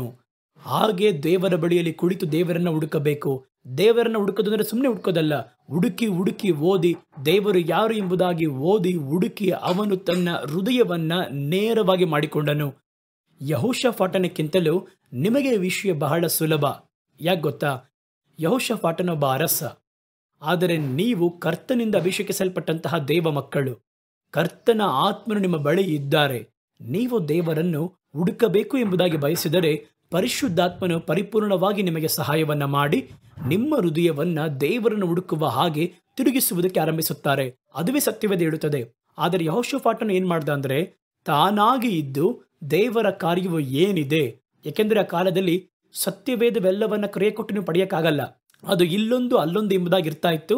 ಅದನ್ನ ಹುಡುಕಿ ಹುಡುಕಿ ಕಂಡು ಹಿಡಿದು ಕರ್ತನ ಕಾರ್ಯವೇನು, ಕರ್ತನ ಆಜ್ಞೆ ಅಂದ್ರೆ ಏನು, ದೇವರ ಬಯಕೆ ಏನು, ಇವೆಲ್ಲವನ್ನ ಹುಡುಕಲು ತನ್ನ ಹೃದಯವನ್ನ ಕ್ರಮಪಡಿಸಿಕೊಂಡನು. ಒಬ್ಬ ಸಾಧಾರಣ ವ್ಯಕ್ತಿ ಅವನು? ಒಂದು ಧರ್ಮದ ಗುರುವ? ಒಬ್ಬ ಯಾಜಕನ? ಇಲ್ಲ, ಒಬ್ಬ ರಾಜ. ಅಷ್ಟು ಕೆಲಸಗಳ ಮಧ್ಯದಲ್ಲಿಯೂ ಇವೆಲ್ಲವನ್ನ ಬದಗಿಟ್ಟು ದೇವರನ್ನ ಹುಡುಕುವುದಕ್ಕೆ ತನ್ನ ಹೃದಯವನ್ನ ನೇರವಾಗಿ ತಿರುಗಿಸಿದನು ದೇವರ ಕಡೆ. ದೇವರು ಮಾತ್ರ ಎಂಬುದಾಗಿ ನನ್ನ ಮುಂದೆ ಇಟ್ಟುಕೊಂಡಿದ್ದೇನೆ, ಮಧ್ಯೆ ಏನು ಇರಬಾರದು ಎಂಬುದಾಗಿ ಹೇಳಿ, ಯಾವ ಟ್ರಾಫಿಕ್ ಜಾಮ್ ಯಾವುದೂ ಇರಬಾರದು ಎಂಬುದಾಗಿ ಸ್ಟ್ರೈಟ್ ಆಗಿ ದೇವರನ್ನ ಹುಡುಕುವುದಕ್ಕೆ. ಇದರಿಂದ ಈ ಒಂದು ವಿಷಯ ಅವನಲ್ಲಿ ಕಾಣಲ್ಪಟ್ಟಿತ್ತು. ಸತ್ಯವೇದದಲ್ಲಿ ಓದ್ ನೋಡಿ, ಅದನ್ನೇ ಹೇಳುತ್ತದೆ. 2 ಪೂರ್ವಕಾಲ ವೃತ್ತಾಂತ 19ನೇ ಅಧ್ಯಾಯ 3ನೇ ವಾಕ್ಯ. ಆದರೂ ನೀನು ದೇಶದೊಳಗಿಂದ ಅಶೇರ ವಿಗ್ರಹ ಸ್ತಂಭಗಳನ್ನು ತೆಗೆದುಹಾಕಿ ಯೆಹೋವನ ಭಕ್ತಿಯಲ್ಲಿ ಮನಸ್ಸಿಟ್ಟದರಿಂದ ನಿನ್ನಲ್ಲಿ ಸುಶೀಲತೆಯು ಉಂಟೆಂದು ತಿಳಿದು ಬಂತು ಎಂಬುದಾಗಿ ಹೇಳಿದನು. ಒಬ್ಬ ಪ್ರವಾದಿ ಬಂದು ಹೇಳ್ತಾರೆ, ಕರ್ತನ ಜೊತೆ ಇದ್ದಾರಪ್ಪ. ಕಾರಣ ಏನಂತ ಕೇಳೋದಾದರೆ, ವಿಗ್ರಹಗಳನ್ನು ತೆಗೆದು ಹಾಕಿ ನಿನ್ನ ಹೃದಯವನ್ನ ದೇವರನ್ನ ಹುಡುಕುವುದಕ್ಕೆ ನೇರವಾಗಿ ಮಾಡಿಕೊಂಡಲ್ಲ ಎಂಬುದಾಗಿ ಇಲ್ಲಿ ಬರೆಯಲ್ಪಟ್ಟಿದೆ. ಆ ದೇವರನ್ನ ಹುಡುಕುವುದಕ್ಕೆ ಹೃದಯವನ್ನ ಸಿದ್ಧ ಮಾಡಿಕೊಂಡನು. ಅನಂತರ ನೋಡ್ತೀವಿ 2 ಪೂರ್ವಕಾಲ ವೃತ್ತಾಂತ 19:4 ನೋಡ್ತೀವಿ, ತನ್ನ ಪ್ರಜೆಗಳನ್ನು ಅವರ ಪಿತೃಗಳ ದೇವರಾದ ಯೆಹೋವನ ಕಡೆಗೆ ತಿರುಗಿಸಿದನು ಎಂಬುದಾಗಿ ನೋಡುತ್ತೇವೆ. ಒಬ್ಬ ವ್ಯಕ್ತಿ ದೇವರನ್ನಿಟ್ಟು ತನ್ನ ಕಾರ್ಯವನ್ನ ಸಾಧಿಸಿಕೊಳ್ಳುವುದಕ್ಕೆ ಬಯಸಿದರೆ ಅವನೇನೆಲ್ಲ ಮಾಡ್ತಾನೆ ನೋಡಿ. 4ನೇ ವಾಕ್ಯ ಹೇಳುತ್ತದೆ, ಯೆಹೋಷಾಫಾಟನು ಯೆರೂಸಲೇಮಿನಲ್ಲಿ ವಾಸವಾಗಿದ್ದು ಇನ್ನೊಮ್ಮೆ ಬೇರ್ಷೆಬದಿಂದ ಎಫ್ರಾಯಿಂ ಪರ್ವತಗಳವರೆಗೂ ಸಂಚರಿಸಿ ತನ್ನ ಪ್ರಜೆಗಳನ್ನು ಅವರ ಪಿತೃಗಳ ದೇವರಾದ ಯೆಹೋವನ ಕಡೆಗೆ ತಿರುಗಿಸಿದನು ಎಂಬುದಾಗಿ ಬರೆಯಲ್ಪಟ್ಟಿದೆ. ಒಬ್ಬ ಅರಸನು ಇದೆಲ್ಲ ಬೇಕೇನ್ರಿ? ಹೇಳಿ ನೋಡೋಣ. ಒಬ್ಬ ರಾಜ ಒಳಗೆ ಬಂದನು. ತನ್ನ ತಂದೆಯ ಕಾಲದಲ್ಲಿ ಅದರ ಹಿಂದೆ ಇದ್ದವರು ವಿಗ್ರಹಗಳಿಂದ ದೇಶವನ್ನ ಅಶುದ್ಧ ಮಾಡಿಟ್ಟಿದ್ದರು. ಇವರೇನ್ ಮಾಡಿದ್ರು? ವಿಗ್ರಹಗಳೆಲ್ಲವನ್ನ ತೆಗೆದುಹಾಕುವ ಹಾಗೆ ಆಜ್ಞೆನ ಹೊರಡಿಸಿದ. ಅನಂತರ ಆ ದೇಶದಲ್ಲಿ ದೇವರನ್ನ ಹುಡುಕುವುದಕ್ಕೆ ತನ್ನ ಹೃದಯವನ್ನ ನೇರಾಗಿ ತಿರುಗಿಸಿದನು. ನಾವು ಮಾತ್ರ ತಿರುಗಬಾರದು, ದೇಶವು ಯೇಸುವನ್ನ ಕಂಡುಕೊಳ್ಳಬೇಕೆಂದು ಒಬ್ಬ ಅರಸ ಬೇರ್ಷೆಬದಿಂದ ಹೊರಟು ಎಫ್ರಾಯಿಂ ಎಲ್ಲೆಯ ದೇಶದವರೆಗಿರುವಂತಹ ಜನಗಳ ಒಳಗೆ ಪ್ರಯಾಣ ಮಾಡಿ ಸಂಚರಿಸಿ. ಯಾಕೆ ಈ ವ್ಯಕ್ತಿಗೆ ಬೇಕಾ? ಯೋಚನೆ ಮಾಡಿ ನೋಡಿ. ದೇವರ ಕೃಪೆ ಒಂದು ವೇಳೆ ಅವಶ್ಯ. ಅವರು ಇಳಿದು ಒಳಗೆ ಹೋಗಿ ಅಲ್ಲಿರುವ ಜನಗಳನ್ನು ತನ್ನ ತಂದೆಗಳ ದೇವರಾಗಿರುವ ಕರ್ತನ ಬಳಿಗೆ ತಿರುಗುವಂತೆ ಮಾಡಿದ. ಹಾಗಾದ್ರೆ ನೀವು ಕರ್ತನಿಗೆ ಸೇವೆ ಮಾಡಲು ಆರಂಭಿಸುವಾಗ ಅದಕ್ಕೊಂದು ವಿಶೇಷ ಕೃಪೆ ಉಂಟು. ಇದನ್ನು ಸುಲಭವಾಗಿ ಸರಳವಾಗಿ ಹೇಳಬೇಕಂದ್ರೆ, ನೀವು ಕರ್ತನ ಕಾರ್ಯದ ಕುರಿತಾಗಿ ಚಿಂತಿಸಿದರೆ ಕರ್ತನು ನಿಮ್ಮ ಕಾರ್ಯದ ಕುರಿತಾಗಿ ಚಿಂತಿಸುತ್ತಾರೆ. ನೀವು ಕರ್ತನಿಗೋಸ್ಕರವಾಗಿ ಕಾರ್ಯವನ್ನು ಮಾಡಿದರೆ ಕರ್ತನು ನಿಮಗೋಸ್ಕರ ಕಾರ್ಯ ಮಾಡ್ತಾರೆ. ನೀವು ದೇವರ ಪರವಾಗಿ ನಿಂತರೆ ದೇವರು ನಿಮ್ಮ ಪರವಾಗಿ ನಿಲ್ಲುವರು.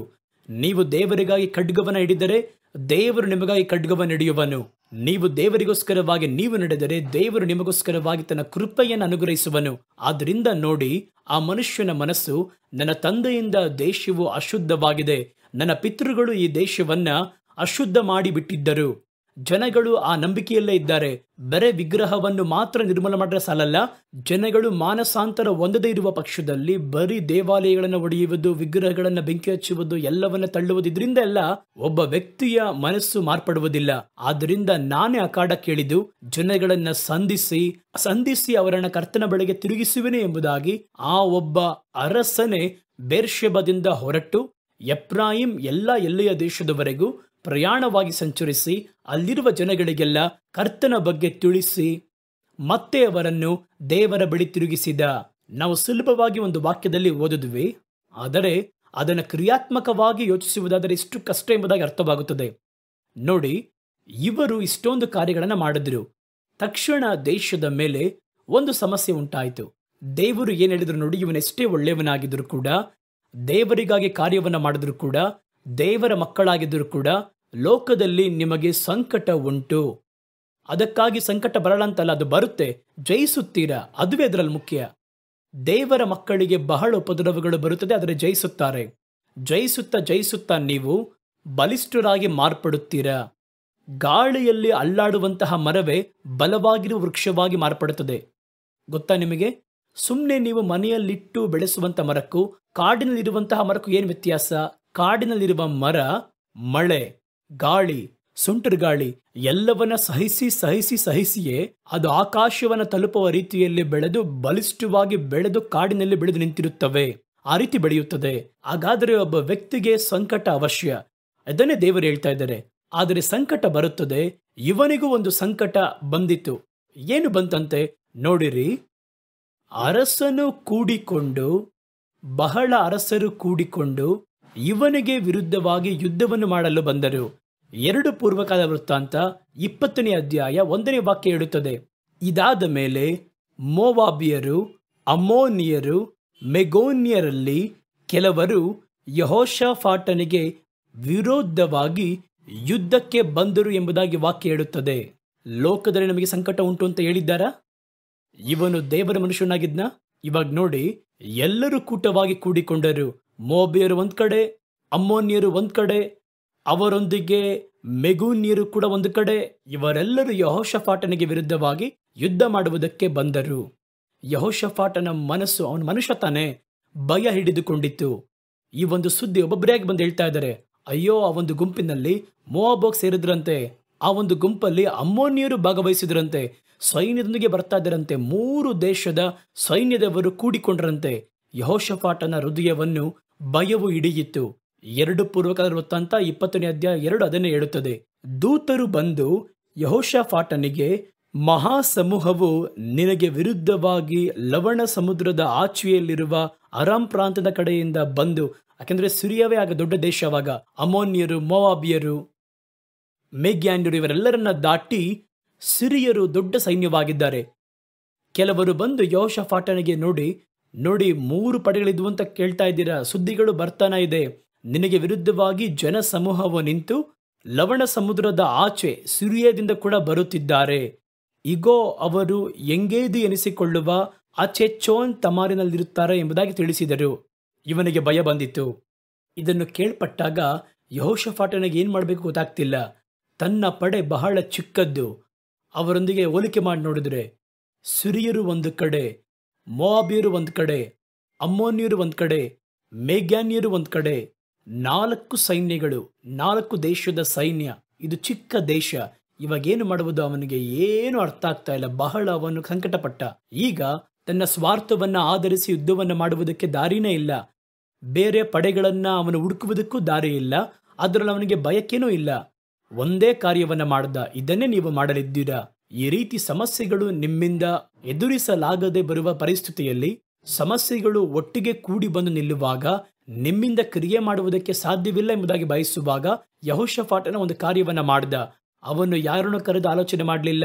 ಪಕ್ಕದ ರಾಷ್ಟ್ರಗಳು, ದೇಶಗಳಿಗೆ ಯಾವುದೇ ಒಂದು ಓಲೆಯನ್ನು ಕಳುಹಿಸಲಿಲ್ಲ. ನಮ್ಮೊಂದಿಗೆ ಸೇರಿ ನೀವು ಯುದ್ಧಕ್ಕೆ ಬರುವುದಾದರೆ ನಾವು ನಮ್ಮ ದೇಶದಲ್ಲಿ ಸ್ವಲ್ಪ ಕೊಡ್ತೀವಿ ಎಂಬುದಾಗಿ ಯಾರನ್ನು ಅವರು ಕೂಲಿ ಕೊಡಲಿಲ್ಲ. ಒಂದೇ ಒಂದು ನಂಬಿಕೆ ಅವನಿಗೆ, ನಾನು ದೇವರಿಗೆ ಸೇವೆ ಮಾಡಿದ್ದೇನೆ, ದೇವರಿಂದ ಕರೆಯಲ್ಪಟ್ಟಿದ್ದೇನೆ, ದೇವರಿಗೋಸ್ಕರವಾಗಿ ನಡೆದಿದ್ದೇನೆ, ದೇವರು ನನಗಾಗಿ ಯುದ್ಧ ಮಾಡುವರು. ತಕ್ಷಣ ಅವನೇನ್ ಮಾಡ್ದ? 2 ಪೂರ್ವಕಾಲ ವೃತ್ತಾಂತ 20ನೇ ಅಧ್ಯಾಯದ 3ನೇ ವಾಕ್ಯವು ಈ ರೀತಿ ಹೇಳುತ್ತದೆ. ಆಗ ಯೆಹೋಷಾಫಾಟನು ಹೆದರಿ ಕರ್ತನನ್ನು ಆಶ್ರಯಿಸಿಕೊಳ್ಳಬೇಕೆಂದು ನಿರ್ಣಯಿಸಿಕೊಂಡು ಯಹೂದ್ಯರೆಲ್ಲರೂ ಉಪವಾಸ ಮಾಡಬೇಕೆಂದು ಪ್ರಕಟಿಸಿದನು. ನೋಡ್ರಿ, ಅವನಿಗೆ ಒಂದು ಭಯ ಉಂಟಾಯಿತು. ಭಯ ಬಂದ ಕೂಡಲೇ ಭಯಪಡುತ್ತಲೇ ಇರಲಿಲ್ಲ. ಭಯಪಟ್ಟು ದೇಶವನ್ನು ಬಿಟ್ಟು ಓಡೋಗ್ಲಿಲ್ಲ. ನನಗೆ ಭಯ ಬಂದರೆ ಒಂದು ಆಶ್ರಯ ನನಗಿದೆ, ಒಂದು ರೆಕ್ಕೆ ನನಗಿದೆ, ಒಂದು ದುರ್ಗ ನನಗಿದೆ, ಆ ಒಂದು ದುರ್ಗವನ್ನ ಹುಡುಕಿ ಓಡುವೆನು ಎಂಬುದಾಗಿ ನೇರವಾಗಿ ದೇವರ ಪಾದಕ್ಕೆ ಹೋಗಿ ಬಿದ್ದೆನು. ಅಷ್ಟು ಮಾತ್ರವಲ್ಲ, ದೇವರನ್ನ ಹುಡುಕುವುದಕ್ಕೆ ಒಮ್ಮನಸ್ಸು ಪಟ್ಟನು. ಯಾವ ರೀತಿ ಸಾಧ್ಯ? ಆ ರೀತಿ ಸಾಧ್ಯ. ಅದನ್ನು ನೀವು ಮಾಡಬೇಕು. ಒಮ್ಮನಸ್ಸು ಪಡುವುದೆನ್ನುವುದು ಇವತ್ತು ನೀವು ನಾನು ಸುಮ್ಮನೆ ಹೇಳ್ಬೋದು. ಆದರೆ 4 ಕಡೆ ಸಮಸ್ಯೆ, ಸುದ್ದಿಗಳು ಬರುತ್ತಲೇ ಇವೆ. ಏನು ನಡೆಯುತ್ತೆ ಗೊತ್ತಿಲ್ಲ. ಒಂದು ತವಕ, ಜನಗಳಿಗೆ ಒಂದು ಕಡೆ ಭಯ, ಹಲವು ಮನೆಗಳಲ್ಲಿ ಅಳುವ ಶಬ್ದ. ಅನಂತರ ಯುದ್ಧ ಬಂದ್ರೆ ಸಹಿಸಕ್ಕಾಗುತ್ತಾ ಆಗಲ್ವಾ? ಇವನ ದೂತರು ಬಂದು ಅಲ್ಲಿ ಹೇಳುತ್ತಲೇ ಇದ್ದಾರೆ. ಇವುಗಳ ಮಧ್ಯೆ ಒಬ್ಬ ವ್ಯಕ್ತಿ ಒಮ್ಮನಸ್ಸು ಪಟ್ಟು ಪ್ರಾರ್ಥನೆ ಮಾಡಕ್ ಸಾಧ್ಯನಾ? ಸಾಧ್ಯವಾದರೆ ನೀವು ಜಯಿಸುತ್ತೀರಾ? ಅದುವೇ ಸಾಧ್ಯವಾಗಬೇಕು. ಸಾಧ್ಯವಾದರೆ ನೀವು ಜಯಿಸ್ತೀರಾ. ಹಾಗಾದ್ರೆ ಸಮಸ್ಯೆಗಳ ಶಬ್ದಕ್ಕೆ ನೀವು ಕಿವಿಗೊಡದೆ, ಸಮಸ್ಯೆಗಳ ಆ ಒಂದು ಭಯವನ್ನ ನೀವು ಅಧಿಕರಿಸಿಕೊಳ್ಳದೆ, ಇಮ್ಯಾಜಿನೇಷನ್ ಆಗಿ ಬರುತ್ತದೆ. ಹಿಂಗ್ ಬರುತ್ತಾ, ಹಂಗ್ ಬರುತ್ತಾ, ಕೋಟೆಗೆಲ್ಲ ಒಡೆದಾಕ್ತಾರ, ಇವರು ಬರ್ತಾರ, ಕೈದಿ ಮಾಡ್ತಾರ, ಕೈ ಕತ್ತರಿಸ್ತಾರ ಎಂಬುದಾಗಿ ಹೇಳಿ ಒಂದು ಸಮಸ್ಯೆ ಬಂದರೆ ನಮಗೆ ಅದರ ಜೊತೆ ಸಮಸ್ಯೆಗಳು ಅಧಿಕವಾಗಿ ಬರುತ್ತದೆ. ಮೊದಲು ಅದನ್ನು ನಿಲ್ಲಿಸಬೇಕು. ನೀವು ಕಲ್ಪನೆ ಮಾಡಲಿಲ್ಲ ಅಂದ್ರೂ ಪಕ್ಕದಲ್ಲಿರುವವರು ಮಾತಾಡ್ತಾರೆ, ಈ ಸಮಸ್ಯೆ ಹೆಂಗೋಗಿ ಮುಗಿಯುತ್ತೆ ಗೊತ್ತಾ? ಏನು ಉಳಿಯಲ್ಲ, ಮಣ್ಣಿಗೆ ಮಣ್ಣಾಗುತ್ತೆ. ನಿಮ್ಮ ಕೋಟೆ, ನಿಮ್ಮ ಕೊತ್ತಲು, ನಿಮ್ಮ ಆಸ್ತಿ, ನಿಮ್ಮ ಖಜಾನೆ ಏನು ಉಳಿಯಲ್ಲ. ಎಷ್ಟು ಮಂದಿ ಹೇಳ್ತಾನೆ ಇರ್ತಾರೆ. ಆದರೆ ಅವೆಲ್ಲವನ್ನ ನೀವು ಬಿಟ್ಟು ಕರ್ತನ ಬಳಿಯಲ್ಲಿ ಒಮ್ಮನಸ್ಸು ಪಟ್ಟರೆ ಅದು ಬಹಳ ಮುಖ್ಯ. ಸಮಸ್ಯೆಗಳಲ್ಲಿ ಒಮ್ಮನಸ್ಸು ಪಡುವುದು ಹೇಗೆ? ಒಮ್ಮನಸ್ಸು ಪಟ್ಟರೆ ಜಯಿಸಲು ಸಾಧ್ಯ. ಅದನ್ನೇ ಸತ್ಯವೇದ ಹೇಳುತ್ತದೆ. ಒಮ್ಮನಸ್ಸು ಪಟ್ಟು ಅವನು ಉಪವಾಸವನ್ನ ಮಾಡಿ ದೇಶದ ಮೇಲೆ ಬರುವಂತ ಸಮಸ್ಯೆ ಅಲ್ಲವಾ? ಆದ್ದರಿಂದ ಯಹೂದ್ಯ ಪೂರ್ತಿಯಾಗಿ ಉಪವಾಸವನ್ನ ಏರ್ಪಡಿಸಿದನು. ಅರಸರು ಯುದ್ಧ ಕಾಲದಲ್ಲಿ ಬೇರೆ ಅರಸರ ಸಹಾಯವನ್ನೇ ಹುಡುಕುತ್ತಾರೆ, ಸೈನ್ಯವನ್ನ ಬಲಪಡಿಸಿಕೊಳ್ಳುತ್ತಾರೆ, ಆಯುಧಗಳನ್ನ ಕೂಡಿಸಿಕೊಳ್ಳುತ್ತಾರೆ. ಆದರೆ ಯೆಹೋಷಾಫಾಟನು ಇದರಲ್ಲಿ ಏನು ಮಾಡಲಿಲ್ಲ, ಕರ್ತನನ್ನು ಹುಡುಕಿದನು. ಅದುವೇ ವಿಶೇಷ. ಯೆಹೋಷಾಫಾಟನ ಜನಗಳು ಅವನಿಗೆ ಸಹಾಯವಾಗಿದ್ದರು. ಎಲ್ಲ ಬಂದು ಕೇಳ್ತಾರೆ, ರಾಜ ಏನ್ ಮಾಡಬೇಕು? ನಮಗೆ ಒಂದೇ ಒಂದು ನಂಬಿಕೆ ಮಾತ್ರ ಉಂಟು, ದೇವರು. ಅವರು ಯುದ್ಧದಲ್ಲಿ ಶೂರನು, ಬನ್ನಿ ನಾವೆಲ್ಲ ಪ್ರಾರ್ಥನೆ ಮಾಡೋಣ ಅಂತ ಹೇಳಿ ಯಾರು ವಿರೋಧವಾಗಿ ಮಾತಾಡಲಿಲ್ಲ. ಒಬ್ಬನು ಅಲ್ಲಿ ಗುಣಗುಟ್ಟಲಿಲ್ಲ. 2 ಪೂರ್ವಕಾಲ ವೃತ್ತಾಂತ 20ನೇ ಅಧ್ಯಾಯ 4 ಹಾಗೂ 13ನೇ ವಾಕ್ಯ, 2 ವಾಕ್ಯವೇ ಹೇಳುತ್ತದೆ. ಆ ರೀತಿ ಯಹೂದ್ಯರು ಕರ್ತನ ಬಳಿಯಲ್ಲಿ ಸಹಾಯವನ್ನ ಕೇಳಲು ಕೂಡಿದರು. ಯಹೂದದ ಎಲ್ಲ ಪಟ್ಟಣಗಳಿಂದಲೂ ಅವರು ದೇವರನ್ನ ಹುಡುಕಲು ಮುಂದಾದರು. ದೇವಾಲಯಕ್ಕೆ ಒಂದು ಸ್ಥಳ ನೇಮಿಸಲ್ಪಟ್ಟು ಆ ಸ್ಥಳವನ್ನ ಹುಡುಕಿ ದೇಶದ ಹಲವು ಪ್ರಾಂತ್ಯಗಳಿಂದ ಯಹೂದ್ಯರು ಕೂಡಿ ಬಂದರು. ಎಲ್ಲರೂ ಕೂಡಿ ಬಂದು ಯಹೂದದಲ್ಲಿರುವಂತಹ ಎಲ್ಲ ಪಟ್ಟಣಗಳಿಂದಲೂ ಕರ್ತನನ್ನು ಹುಡುಕುವುದಕ್ಕೆ ಕೂಡಿ ಬಂದರು. ನಾನು ಮನೆಯಲ್ಲಿದ್ದು ಪ್ರಾರ್ಥನೆ ಮಾಡ್ತೀನಿ, ಒಂದು ಚೈನ್ ಪ್ರೇಯರ್ ಮಾಡೋಣ, ನಾನು 7 ರಿಂದ 8. ಆ ರೀತಿಯೆಲ್ಲ ಇಲ್ಲ. ಜೀವನದ ಹೋರಾಟ ಅವನಿಗೆ. ದೇಶವೇ ಮುಳುಗಿ ಹೋಗುವುದು, ಒಬ್ಬರನ್ನು ಬಿಟ್ಟು ಬಿಡುವುದಿಲ್ಲ. ಪ್ರತಿ ಕುಟುಂಬಗಳ ಒಳಗೆ ನುಗ್ಗುವರು, ದಾಸರಾಗಿ ಹಿಡಿಯುವರು, ಹಲವರನ್ನ ಕೊಲೆಗೈದು ಬಿಡುವರವರು. ಅವರ ಆಸ್ತಿಯನ್ನೆಲ್ಲ ಸೂರೆ ಹಾಡಿ ಹೋಗುವರು. ಎಲ್ಲವನ್ನು ದಾಸರಾಗಿ, ಗುಲಾಮರಾಗಿ ಎಲ್ಲವನ್ನು ಎಳಕೊಂಡು ಹೋಗುವರು. ಎಲ್ಲರಿಗೂ ಭಯ. ರಾಜು ನೋಡ್ತಾರೆ, ರಾಜ ಸರಿಯಾಗಿರುವ ಮಾರ್ಗದರ್ಶನವನ್ನ ಕೊಟ್ಟ. ಅವನು ಕರ್ತನನ್ನ ಹುಡುಕಿರಿ ಎಂಬುದಾಗಿ ದಾರಿ ತೋರಿಸಿದ. ಆಗ ಎಲ್ಲರೂ ಒಮ್ಮನಸ್ಸು ಪಟ್ಟು ಕರ್ತನನ್ನ ಹುಡುಕಲು ಓಡಿ ಬಂದರು. ನಮಗೊಂದು ಉತ್ತರ ಸಿಗುವವರೆಗೂ ನಾವು ಬಿಡುವುದಿಲ್ಲ. ಅವರು ಕರ್ತನ ಬಳಿಯಲ್ಲಿ. ನೋಡಿರಿ, ಯಹೂದ ಕುಲದವರೆಲ್ಲರೂ ಕೂಡ, ಅವರ ಮಕ್ಕಳು ಕೂಡ, ಅವರ ಹೆಣ್ಣು ಮಕ್ಕಳು, ಅವರ ಮಕ್ಕಳು ಕೂಡ ಕರ್ತನ ಮುಂಭಾಗದಲ್ಲಿ ಬಂದು ನಿಂತರು. ಚಿಕ್ಕ ಚಿಕ್ಕ ಮಕ್ಕಳು ಕೂಡ ಆಲಯದಲ್ಲಿ ಬಂದು ನಿಂತರು. ಎಲ್ಲ ಹೆಣ್ಣು ಮಕ್ಕಳು ಬಂದು ಆಲಯದಲ್ಲಿ ನಿಂತರು. ಯೌವನಸ್ಥರು ಬಂದು ಆಲಯದಲ್ಲಿ ನಿಂತರು. ದೇವರನ್ನ ಹುಡುಕುವುದಕ್ಕೆ ಒಮ್ಮನಸ್ಸು ಪಟ್ಟು ಕಾದರು. ಯಾವ ರೀತಿ ಕಾಯುತ್ತಿದ್ದರು? ಯಾತಕ್ಕಾಗಿ ಕಾಯುತ್ತಿದ್ದರು ಗೊತ್ತಾ? ಸತ್ಯವೇದ ಹೇಳುತ್ತದೆ, ಕರ್ತನ ಬಳಿಯಿಂದ ಉತ್ತರವನ್ನು ಹೊಂದುವುದಕ್ಕೋಸ್ಕರವಾಗಿ ನಾನೇನ್ ಮಾಡಬೇಕು ದೇವರೇ, ಇದು ಯಾವ ರೀತಿ ಮುಗಿಯುವುದು ಎಂಬುದಾಗಿ ದೇವರ ವಾಕ್ಯಕ್ಕೋಸ್ಕರವಾಗಿ ಅವರು ಕಾದಿದ್ದರು. ಆಗ ದೇವರು ಅವರ ನಡುವೆ ಮಾತಾಡಿದರು. ಅದರಲ್ಲಿ 14ನೇ ವಾಕ್ಯ ಹೇಳುತ್ತದೆ ನೋಡಿ, ಆಗ ಆ ಸಮೂಹದೊಳಗೆ ಆಸಾಫನ ಅಂಶದವನಾದ ಲೇವಿಯನು, ಮತ್ಯತ್ಯನಿಗೆ ಹುಟ್ಟಿದ ಯೆಗೀಯೇಲನ ಮರಿಮಗನು, ಬೆನಾಯನ ಮೊಮ್ಮಗನು, ಜಕಾರಿಯನ ಮಗನೂ ಆದ ಯಹಾಜಿಯೇಲನ ಮೇಲೆ ಯೆಹೋವನ ಆತ್ಮವು ಬಂದಿತ್ತು. ಇವರೆಲ್ಲ ಪ್ರಾರ್ಥನೆ ಮಾಡ್ತಾ ಇದ್ದಾರೆ, ದೇವರೇ ನಾವೇನು ಮಾಡುವುದು? ನಮಗೆ ಒಂದು ಮಾತನ್ನು ಹೇಳಿ ನಮ್ಮೊಂದಿಗೆ ಮಾತನಾಡಿರಿ, ನಾವು ಜಯಿಸುತ್ತೇವಾ? ಈ ಸಮಸ್ಯೆಯನ್ನು ಯಾವ ರೀತಿ ಎದುರಿಸಬೇಕು? ಆ ರೀತಿ ಮನುಷ್ಯರ ಆಲೋಚನೆಯನ್ನ ಹುಡುಕದೆ ಎಲ್ಲರೂ ಕರ್ತನ ಮುಂದೆ ಬಂದು ನಿಂತರು. ಕರ್ತನ ಮಾತಿಗೋಸ್ಕರವಾಗಿ ಕಾದಿದ್ದರು. ಆಗ ಅವರ ಮಧ್ಯೆ ಇರುವಂತಹ ಒಬ್ಬ ಮನುಷ್ಯನ ಮೇಲೆ ಕರ್ತನ ಆತ್ಮನು ಇಳಿದು ಬಂದು ಅವರಿಗೆ ಆಲೋಚನೆಯನ್ನು ಕೊಟ್ಟರು.